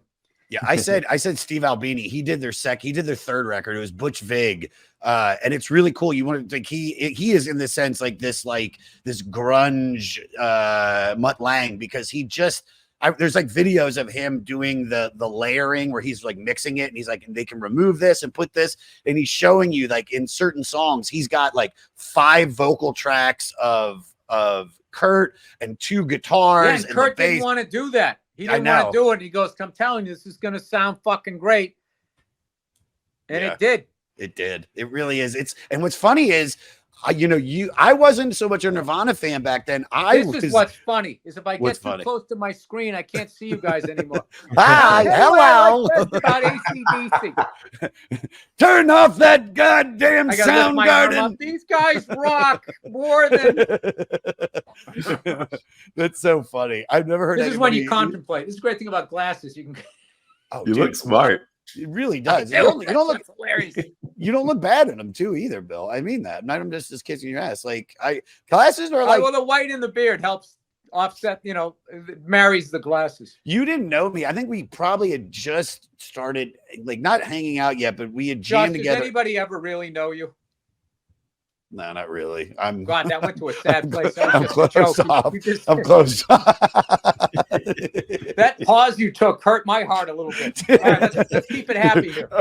No, here. Let's talk about. I want to get you out of here because this has been so great. Let's talk about Love. By the way, Hungry. my air conditioning is busted, so like you have no idea how much I'm sweating right now. Are you in the main frame, or are you in the back? No, we don't discuss my house. Cut that out. Okay, cut that out. Jesus Christ. Yes, This is my bad. I'm sorry. I'm sorry. I'm sorry about the air conditioning. The guy was supposed to come today, and he didn't have a part or whatever, so now he's supposed to come tomorrow. There's nothing worse, but luckily it's just dry. You just get a sleeping bag. You go in the garage. The garage is the poor man's AC. Is everybody there, or did anybody else? Are you the only one tolerating it, or is the whole fam there? Everybody's here, but they're all out and about doing their thing. When I'm doing a podcast, everybody, they leave because Dad says the bad words. Dude, but this is great. All right, so if you want blood, talk. Go ahead, please. Just another one where it's the next level songwriting and riffs from Malcolm Young, whatever Mutt Lange did to push the band, I feel really comes out in this one. I just, the fucking drums are killer. I love that. I love that all the drums well. It's like, we never get that. Even we've had drummers on, they don't even give us the perspective of every song as being a drum. You know what it is about Perkins, this? He didn't talk about it. The bass drum that he doesn't play. What do you mean, like a Miles? That he doesn't hit. If you want blood, bon do that bon. Now anybody who goes bon bon that bon would go boop back, boom boom back. He didn't. He goes, if you want blood, and it's bon bon that bon, and then he just goes he doesn't hit the fucking bass drum. I know this is nerd shit. No, he leaves out, and it is so fucking hard to play. And make it still swing. Let me tell you something. I want to say this about Bill. This is a compliment, Jeremiah, to how much Bill is a true drummer. I know if it's a hobby, quote unquote, but when we play gigs together and he'll do a song, he wants to do it exactly the way, like we would do Dr. Feelgood and he would be like, well, I gotta hit the cymbal and then catch it and do this just like Tommy. And it's like, he's like, I'm not getting it right. It's like, oh, I don't know I think I'm fucking up. Like, no one gives a shit. They just nobody's gonna care if you do it. You care, but it's like you sound great. Those songs, you gotta understand, dude. Those songs are like sacred to me. No, I get it. I was going through a massive depression in the 80s. No one knew what depression was. You didn't have it. You just kept drinking and doing more blow there, Josh. I never fucked with blow, by the way. I didn't think so. Yeah, I did. Once Len Bias died, I was like, all right, fuck that. But those songs were like they would relieve my depression by listening to them, getting endorphins and adrenaline going, and would have me fantasize about playing music. Maybe I could do that. And all of those guys in those bands, they weren't that much older than me. They were like 4, 5, 6 years older, and there was just something about it. And I always wanted to be able to play those songs. Now, me wanting to play them exactly how they were played is why I never made it as a drummer, beyond not having, the gift was I never got past, like when you first start doing stand-up, you're sort of like, an amalgam of like your 3 favorite comedians, and you figure it out and gradually you become yourself. I never became myself on the drums. Like it took me until I bought the green sparkle John Bonham kit with the same Rogers fucking hi-hat. God, that shit pounded. I had like a fucking single white female approach to drumming, where it's just like, if I took this same approach to being a comedian, I would just be a hack or a joke thief. Yeah. So it was weird. It took me doing stand-up for like 20 years for it to finally improve my drumming. Now, the reason why I play drums as well as I do, for me, not as for a professional, but for me, the reason why I play it as well as I do is because of the lessons I learned in stand-up that I then applied to drums. Yeah. Yeah. What I'll say about this, and I said it right from the beginning, from the first time we jammed together, is like, not everybody that plays music understands music or has the feel of it. You have the natural feel of music. And so take that. Josh, you don't need to kiss my ass. I'm not kissing your ass. I'm just giving you the kudos. Like that's kudos. Dude, the feel is more important than being able to play the instrument, in my opinion. Good. Because playing the instrument I don't have down. I told you, to this day, dude, I go into Guitar Center ever since I was a kid. I'm thinking I'm hot shit, and then some fucking 8-year-old, 7-year-old comes in, they get it. Now I can play more shit than they can play, but it's their approach. Their approach at 7 is where my approach was at 45. They're already trying to express themselves. They have ideas, and I'm like, this person. But Bill, also the difference. I'm just more of a super fan. As 10 years of you basically really playing live on a regular basis, when I mean regular, like maybe once or twice a year, like from when we did Custard Pie until us doing Velvet Revolver, like way looser, way freer, way more fun. Like being able to like just have you relax, you're smiling, you're playing. We run the song at rehearsal once. We ran Custard Pie like 45 times. And it showed too. We were like the Eagles in 1980 when Dick Vermeil over-practiced them against the Raiders. Yeah. You know what I love about doing that Velvet Revolver song is what was that, like 4 days before the jam? Yeah. And then I was going on the road. I think I was playing Winnipeg or something. Yeah. So I was on the plane. I listened to it, and I just in shorthand, I wrote out the Matt Sorum part, and I was able to, I'll tell you why that song is fucking amazing. Why? It's because whenever I listen to a song, like I play drums, but when I'm listening to a song, I'm fucking whatever's the coolest moment.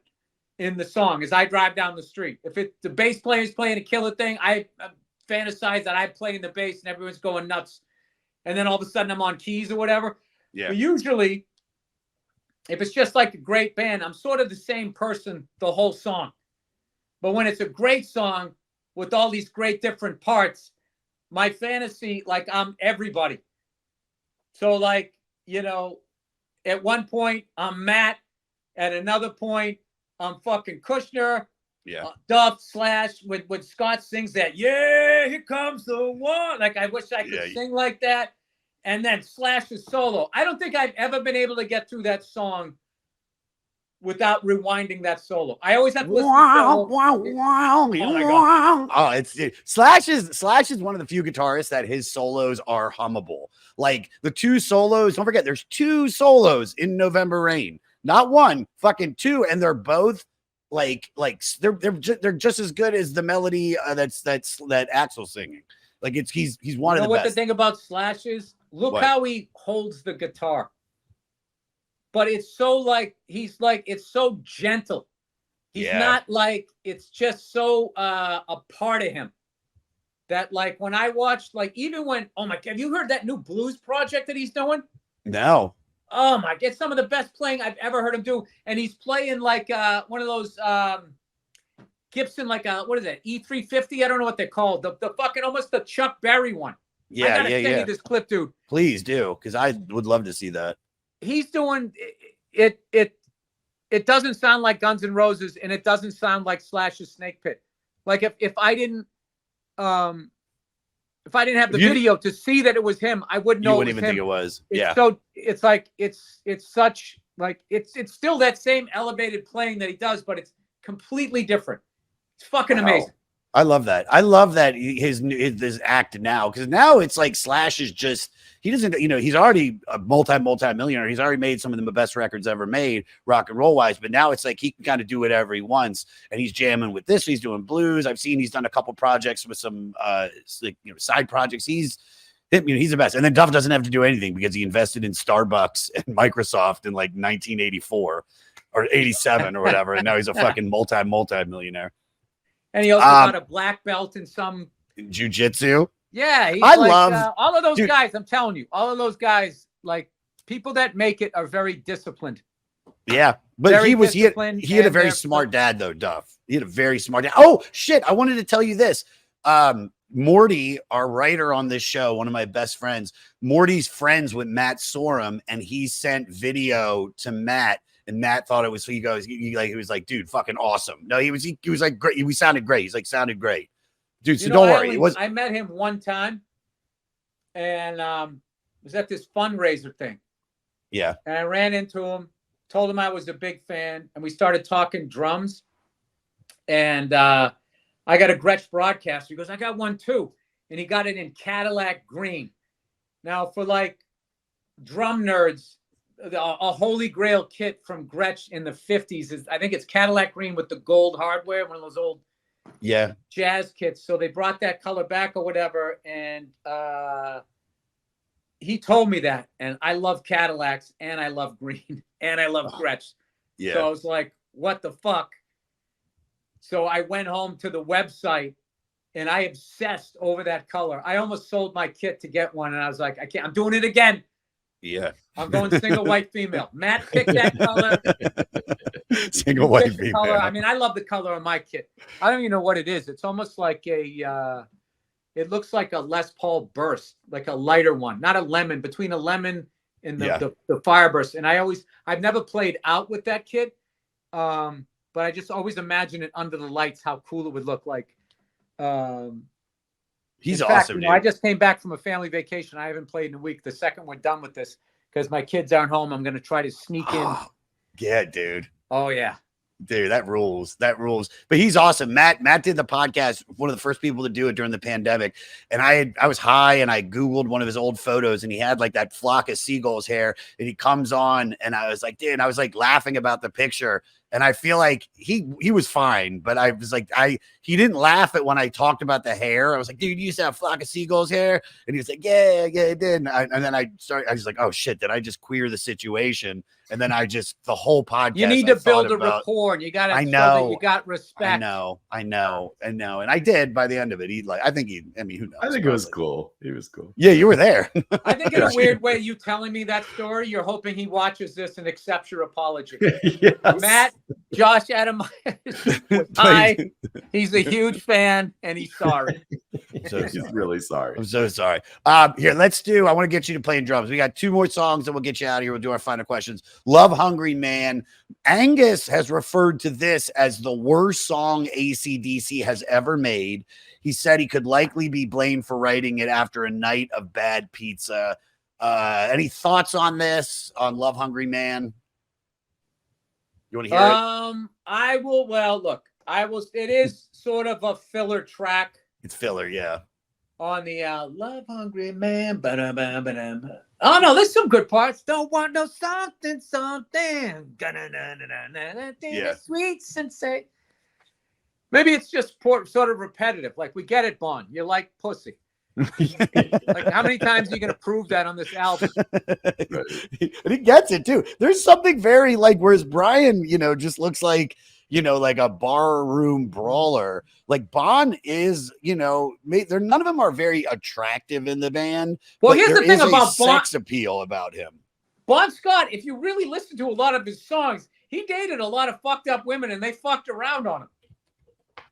Hell Ain't a Bad Place to Be, Beating Around the Bush. There's a lot of like Shot Down in Flames.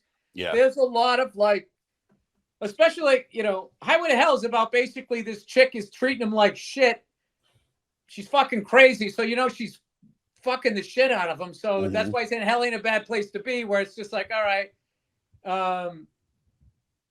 Comes home, pours my beer. You know what I mean? She comes home, they make up sex. Beating around the bush, is somebody fucking around on him. There's another one too, where I was just, I never noticed that because it always seemed like he's the guy, all the women want. It's like, no, he got his heart broken. Yeah. A couple of times. Yeah. So, all right. So Love Hungry Man. And then the final song on the record, Night Prowler. Although this was intended to be about a boy sneaking into his girlfriend's bedroom at night, this became mirrored in controversy in the mid 80s. Mired. God, Jesus. Josh Adam Mired. Mirrored. I said mirrored. I'm so stupid. I don't know big words. No, that's the guy. Mir is the guy that the Seahawks drafted, and we drafted Drew Bledsoe. Dude, you want to hear something funny? We were doing an episode of, it was me, Big J, and the Sklar's. We were doing Weezer Blue Record, and the producer of it is the lead singer of the Cars, Rick Ocasek. And I go, Rick Ocasek. That just fucking like, what? We were like, what did you say? Rick Ocasek? I just downloaded one of their albums. It's good. That's another one. The Cars. Debut. Right? Their debut is a fucking perfect record. Yeah, this one with the girl like that. Yeah, I think is that the opening with just what I needed and no Good Times Roll. I'm pretty sure the cuts to Cars. Album. Jeremiah, check that out just to make sure that we're talking about the same record. Good Times Roll. I always thought this was sort of Devo inspired. Sounds like this is a deep cut. You're not going to know it. They're great. What is it? They're a great band. What is it? In Touch with Your something, Your World. Is that from Jarrett? Is that from what's it called? The first record, the Cars' first record. Good Times Roll. My best friend's girl. Just What I Needed. Those first 3 tracks. And then that song from when the chick took her top off and Moving in Stereo. Yeah, Moving in Stereo, incredible. Dude, I mean, Phoebe Cates. That's a great song anyway. But Phoebe Cates in Fast Times at Ridgemont High, which is arguably one of the best 80s movies about teenage angst and sex and everything. I mean, Christ, fucking, if you look how vivid that scene is, I could just smell the chlorine and the shit. God. And you knew there was carpeted bathroom floor. Yes. Yes. Judge Reinhold was. Judge. And those awful, spongy fucking toilet seats from the 70s. I remember those. Like that whole scene. It's you can't see half of that. It's so fucking vivid to me because that shit literally was happening as I was coming of age. No pun intended. Yeah. Sorry. I mean, I it's know. So anyway, the it's Hillside Strangler gets a yeah, hold of. so yeah. So this is basically so burglar Richard Ramirez is wearing an AC/DC shirt when he was committing these crimes and had left his AC/DC hat at one crime scene. Before and after his capture, he became known as the Night Stalker and later expressed enjoying the band and especially this song.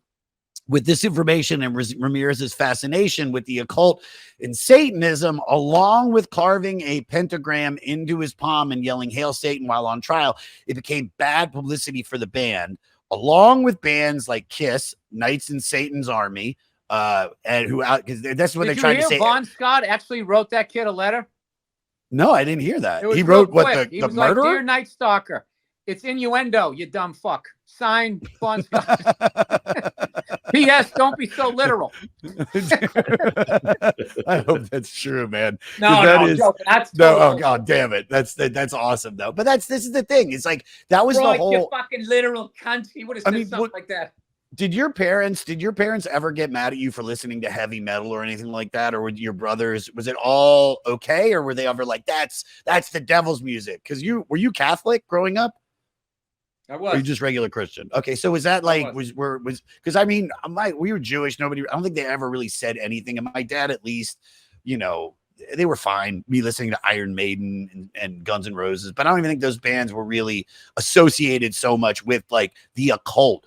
But AC/DC, they said that their name was rumored as Antichrist, Devil's Child, and then even Rush, ruling under Satan's hand.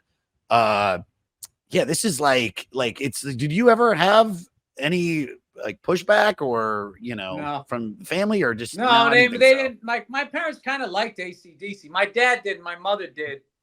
My dad was more of a jazz, big band, swing kind of guy. Same. And Yeah. but my mother's claim to fame is she saw Elvis with like 30 other people a couple of months before he did the Ed Sullivan Show, and he was doing 5 shows. She saw like the matinee show in no way. Yeah, and I looked up the show too. It exists. It was in Sarasota, Florida.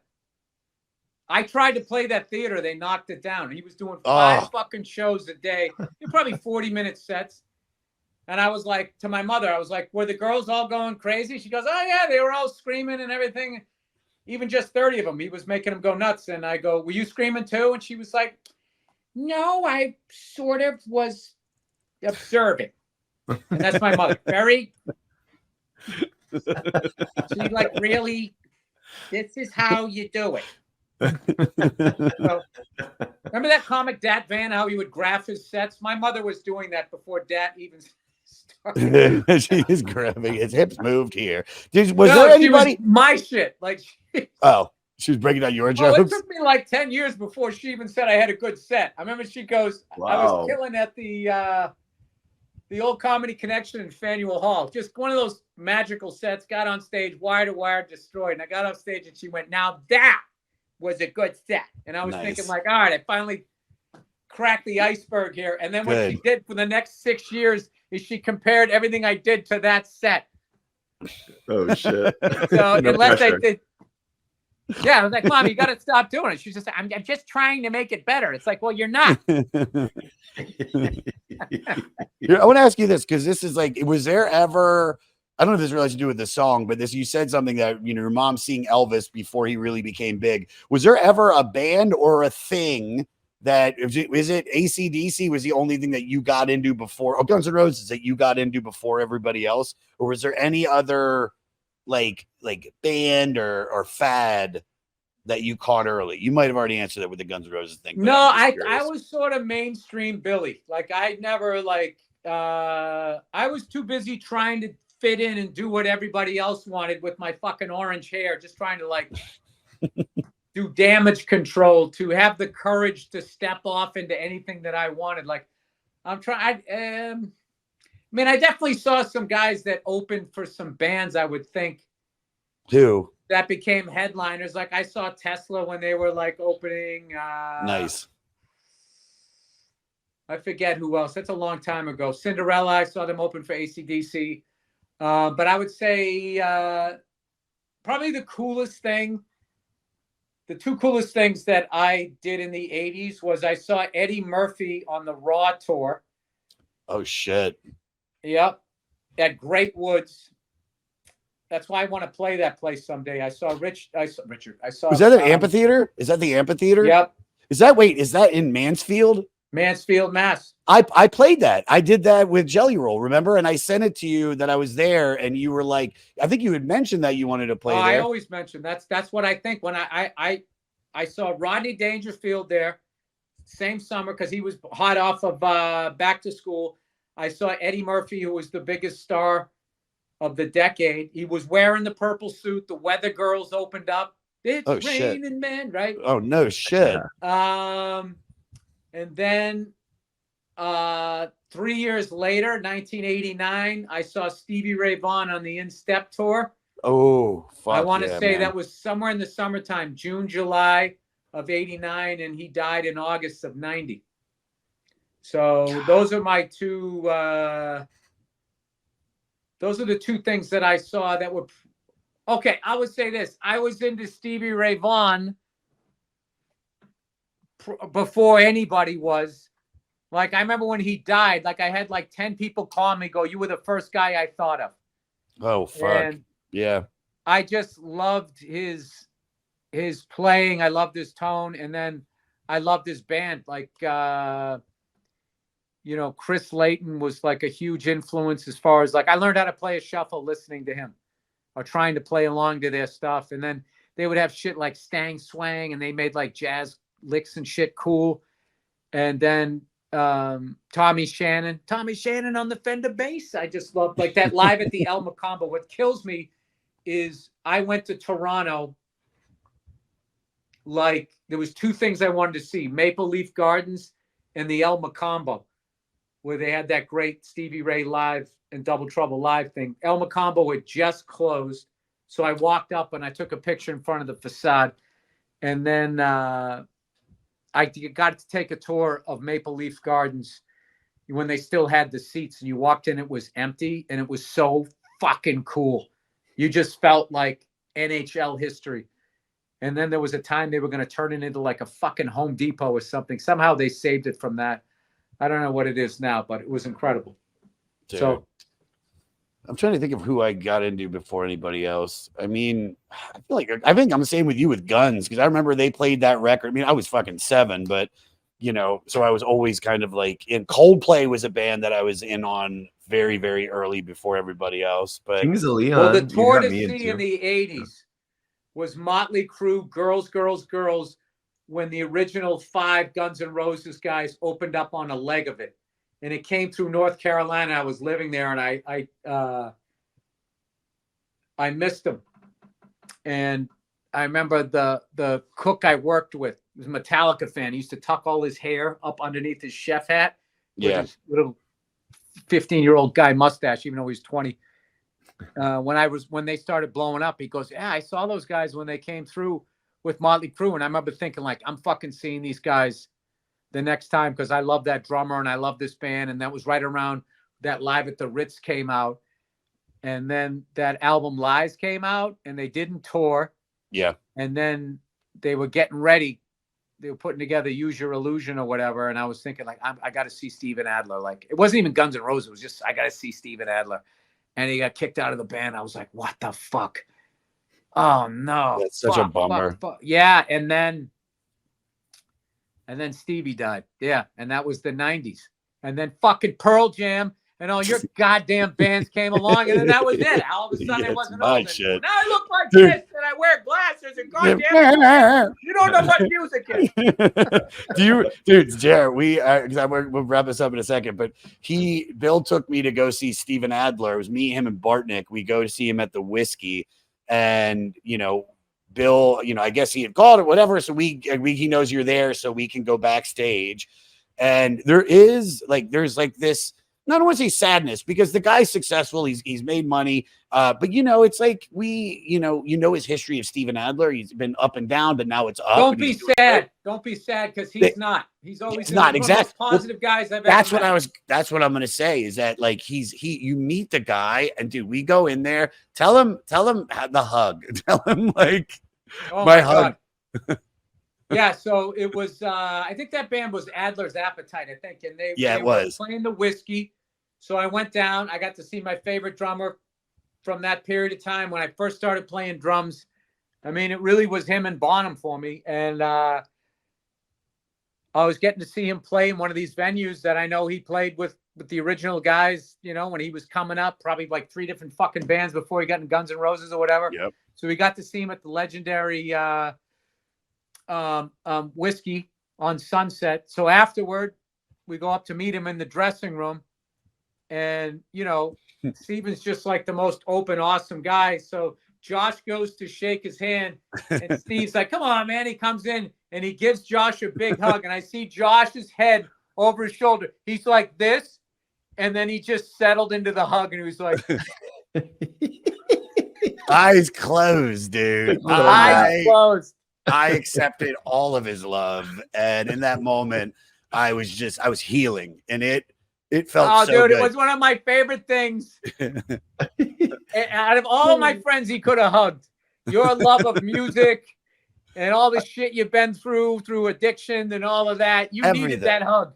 I needed it. And that dude, that like, you know, the way you talked about AC/DC and hearing them is how Guns N' Roses, dude, there are moments in your life, I say it, where it's like your life's going this way. And then I heard Guns N' Roses and it changed. It was the same thing. Then we get to the era where, you know, where Stone Temple Pilots comes out, which is not, I'm not saying they're one of the best bands ever, but hearing STP Core, boom, it just, I was like, oh, I can sing. I can do this. Love that album. And I love that record. I'm visiting these albums. I never had a problem with STP but by the time they came out, it was over. So there was no reason. Like, what am I? It's like, Bill, you know, youth culture has moved on. You're not young anymore. You can come along for the ride or not. No, dude, I'm telling you, this is like advertisers don't give a fuck what a 23-year-old wants. They're all about the young kids. They don't want your brain. It's 18 to it's 18 to 24. That's the demo. Not when I was a kid. I'm just telling you what it felt like. It was the first time like I dealt with, like, you know, you grow up and your parents are like, look at him, he really can walk, and you're just getting all this fucking attention. MTV, they were doing all these stories. My Generation, it came out, and these kids, and they're watching their music videos. Is this something good for them? And you felt fucking cool.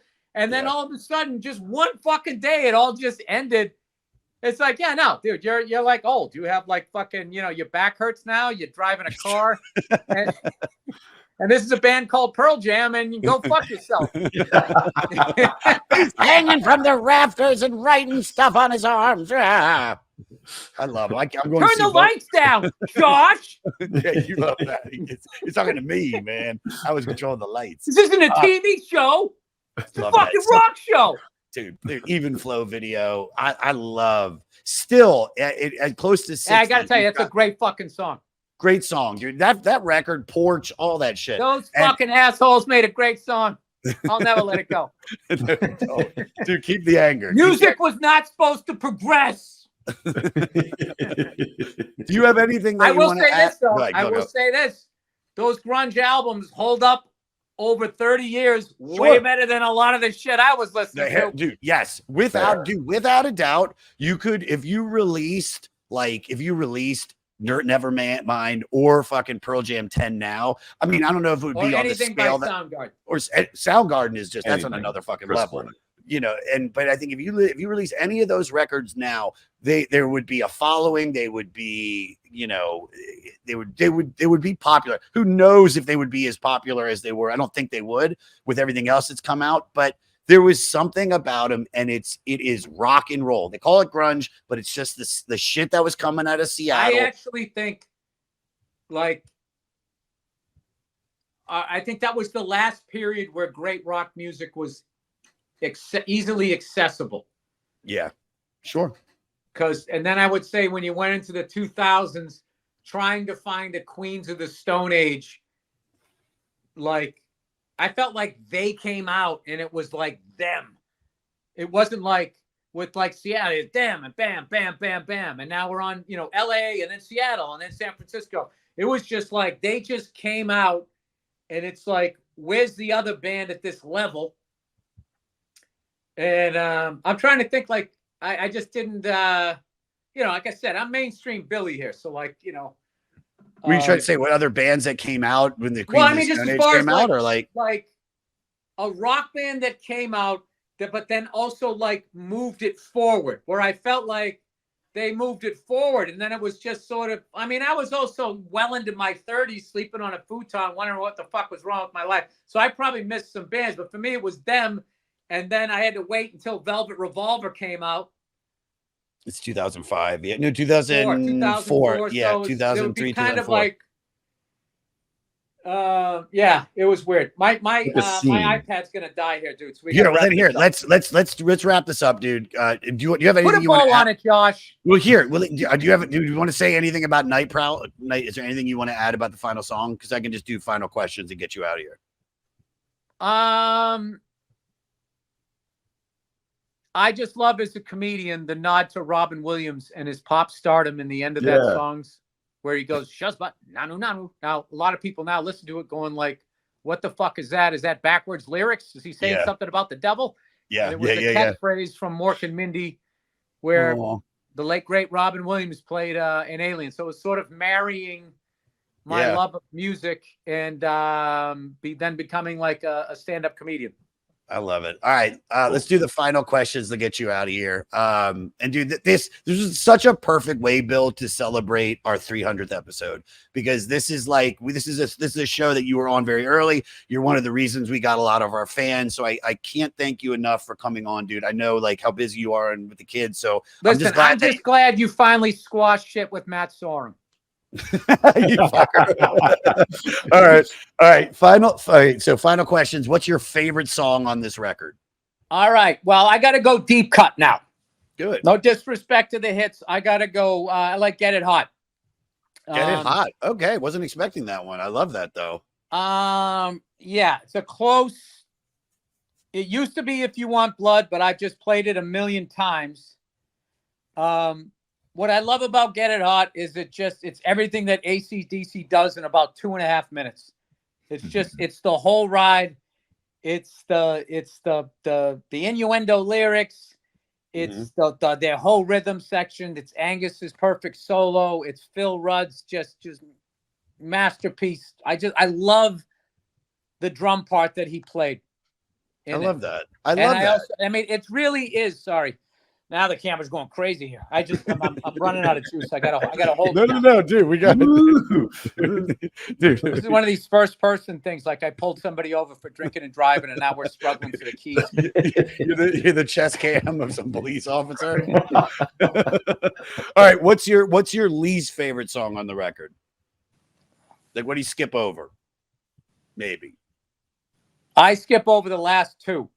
Love really? Hungry Man and Night Prowler. I like Night Prowler. That's I weird. do too, but you got to get through the other one to get to it. See, sure. I listen to AC/DC at the gym. Me too. I just listened to it in my new gym today. All right, I didn't say you didn't. You went all. Me too. All right. Yeah. No, I was excited. I'm really happy with this new gym. Right. It's great. I read that the wrong way.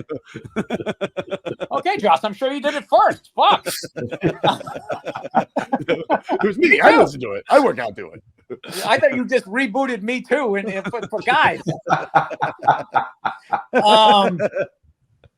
Yeah, I know. I listened to it all the way through, and yeah, I like. I've listened to every album so many fucking times that it's really like it does become like you start to love the ones between the hits is the ones that you like, and I'll tell you a great one.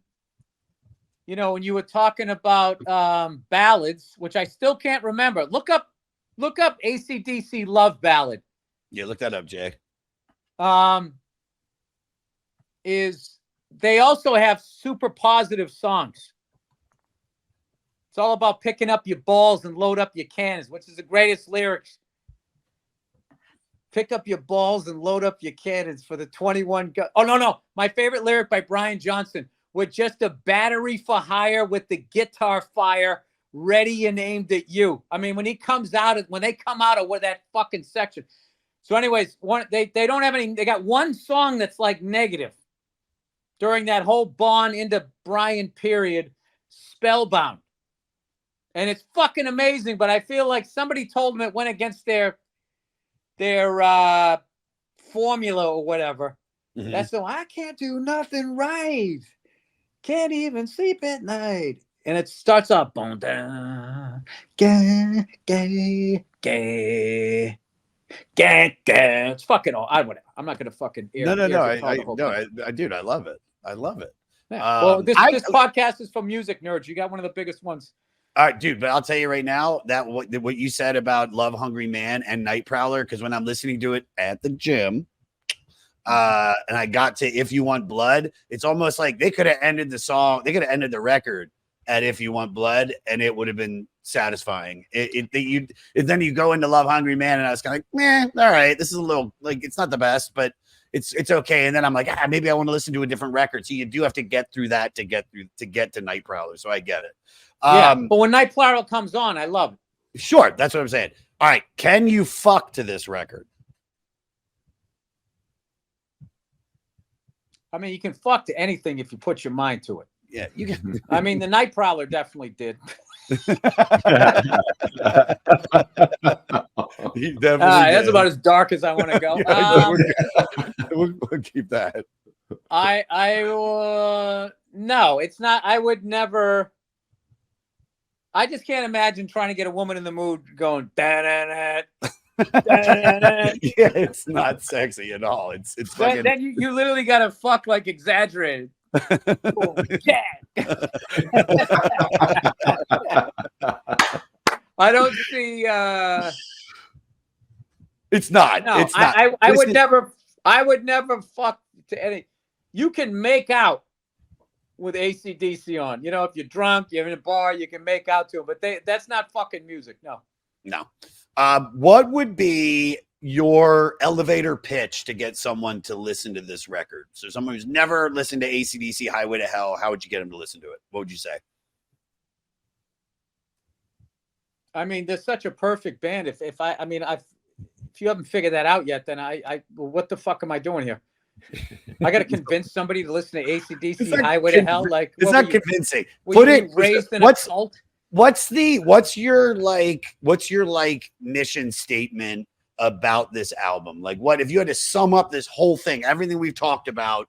What's the closing thoughts that you want to say about why this is on the 500 greatest albums list, and why this is one of your favorite records, and why should someone who, because don't forget, man, we're getting people that, that either have listened to this before, and there's a lot of people that are just going down the list with us that have never I've been on the podcast for 2.5 fucking hours. I haven't argued enough for this album. Now I gotta wrap it up. This is the question I asked. It's the question I asked. And if elected, Highway to Hell would be played at every Dairy Queen from here to Sarasota, Florida. Dude. I'll tell you why it's a great album, because this album, whether you're by yourself or with 80,000 people live, it gives you the same feeling. You get chills listening to it. I just think they're the greatest rock band of all time. I put them ahead of everybody. Yeah. And they have, like every band, they have a period of masterpieces, and this is one of them. And I would say what's great about this album is if you're new to AC/DC, it's the perfect album to start with, and you can either go forward in time or back in time, and you have like just 3-4 great albums this way. What I would say after this album, you got Back in Black, For Those About to Rock, Flick of the Switch. Fly in the Wall was overproduced, which is a shame because there's some killer riffs on that. Sink the Pink, Shake Your Foundation didn't get the justice they deserved. I don't think it should be remastered. I would. Yeah. Or if you go previous to that, you're talking Power Age, If You Want Blood live album, Let There Be Rock, all of those, and they're just great. Like it's like that's the whole period where the High Voltage album was, you know, an album for America. They sort of mixed and matched a couple of albums, the Dirty Deeds album and the first High Voltage album that sort of came out with an American. So I felt like there's something about the track listing where the first, it works right up through Can I Sit Next to You, Girl? And then it kind of like, I don't know, that the backside kind of falls apart for me. Whereas I feel Let There Be Rock, Power Age. I mean, If You Want Blood is the fucking greatest sounding live album for my money. I just like, as far as just, you can feel how hot the venue was, the sweat, the whole thing. I don't know. What else am I going to do here? Jesus Christ. You said it get a fucking AC/DC tattoo at this point on my I ass cheek there. You should, by the way. That would look good on you. But I want to say, because I've only listened to this. This is the only one of the records I've listened to all the way through. And now I want to go back and listen to more. What would be the next record that you say for me? What should I dig into? I can't believe you've never listened to them. I've listened to tracks off of everything, but I've never listened to like the full records. I know, but now I am. It's like everything you said, dude. It's like they're a rock and roll band. They're all right. You know what cool. I would listen to? I would listen to side 1 of If You Want Blood. You've got it. Their live album, just so you understand like the level that the bar has been set. I mean, Let There Be Rock, I feel, is more of a Josh album than Power Age. Power Age is like a wine. You got to open it up, let it breathe a little bit, and then you'll understand the genius of that album. Power Age, from what I heard, Keith Richards' favorite AC/DC album. But I think you're I'll give you a little bit of the live. You don't have to listen to the whole thing. First side. But I think you're a Let There Be Rock guy. That's their first album, right? No, that's not their first album. Oh, I thought that's High Voltage was first. Then there was Let There Be Rock. So the second record. Okay. Yep. So Let There Be Rock is a very like that one has Go Down on it, which is about a blowjob in case you don't get it. Dog Eat Dog. Let There Be Rock. Whole Lot of Rosie. Yeah. Problem Child. Overdose. Hell Ain't a Bad Place to Be, and Bad Boy Boogie. Now, you go to see them to this day, you'll go to a show and they will play Dog Eat Dog, Let There Be Rock, Whole Lot of Rosie, Hell Ain't a Bad Place to Be, and Bad Boy Boogie. They still play 5 tracks from that album. So that's probably a good one. Doug, I'm into it. I'll listen to it, and I'll text you to let you know after I listen to the first half of If You Want Blood. How about you just banging out the fucking track listings? Dude, but that's the, you know what's funny is like I would write them down rather than listening in class. I used to write them down, and then this kid fucking taught me. He wrote all the lyrics to all the fucking songs, and I was like, fuck. Dude, I am impressed, but you've shown me this before because we've talked about like hockey Stanley Cup shit, and you can go all the way back, whether forward or backwards, so I know you, and I know how your brain works, is that when you're into something, that's why you fucking fly helicopters, because when you're into something, you get it. And no, you know what it is? I realize it's how I beat my depression. My brain is occupied learning something new. I'm focused on it. So I stay ahead of the fog. That's all this shit is. Music's one of the best things and healthiest ways to try to get past it. I don't have the clinical shit, but I just have, fucked up shit happen to me. Yeah. And at some point you just realize like, well, I can never undo it. So there's something sad about that. But like, that's the best thing about having kids. Cause then you're just like, all right, well, I'm not going to pass it on to them. So you find your healing in their joy. I love that. Sit there sad in the corner during the holidays. And that's it. And that's how we end it. Well, ironically, looking like the great pumpkin from Charlie Brown that never showed up. That's God's sense of humor.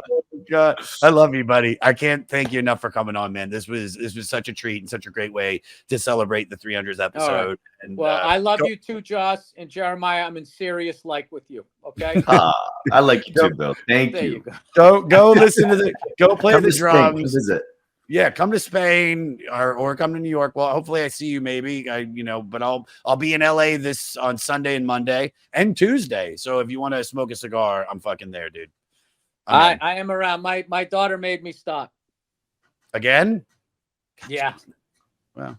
But now she's like 7, so she can say it in a way. She goes, Dad, I want you to stop smoking cigars. They're bad for you. And I went, all right.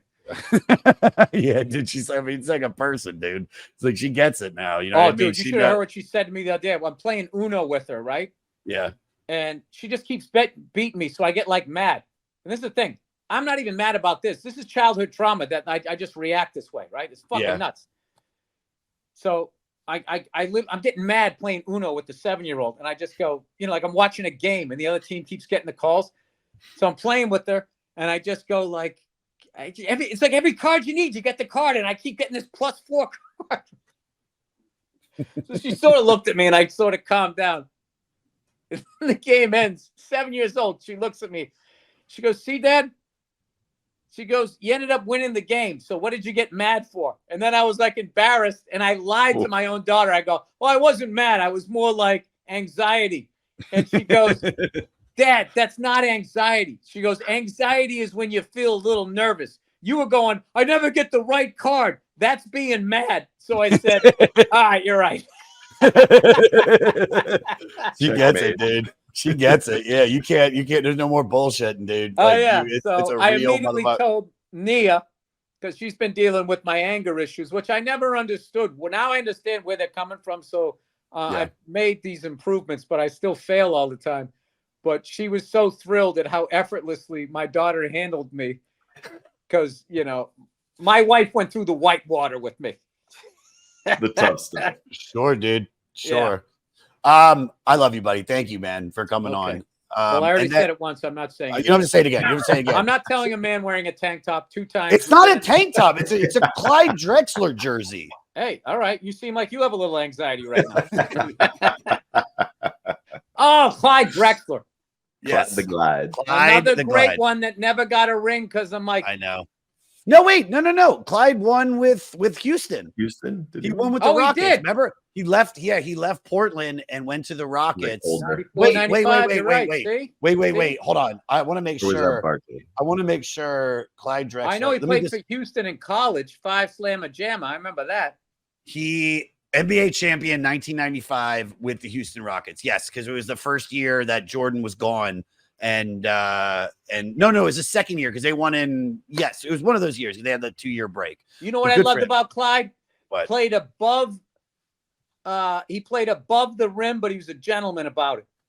Really was. I think He he won never that. stood around and fucking soaked it all in and thumped his chest and did all that. He just dunked on your ass. He knew you knew what happened. Yeah, And he went back on defense. It's Yeah, true. yeah, he's one of my favorites. What I'm doing now is just buying to work out, and I'm buying all those jerseys from the 90s.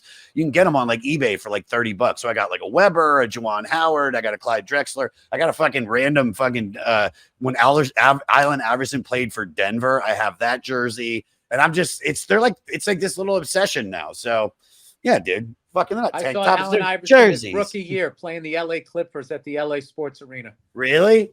Biggie Smalls in the crowd Ooh. on the trip where he got killed. No shit. Ooh. He was standing right fucking there. I remember at the thing, people going, baby, baby. He was like, what's up? And I was thinking like, wow, it must be over. Dude, and you could have warned him if you saw the future, but you don't have that dead zone fucking thing that a lot of people have, but damn, dude. No, and then he got killed. Thank you, Joe Biden. Everything becomes political now. yeah. Bidenomics. Oh, Thanks my a God. lot, Trump. Trump's America. All right. I love let's it, end dude. on that. I'll see you All right, guys later. Thank you so much. All right, I'll text you, Thank brother. you. Thank you, buddy. All right, y'all.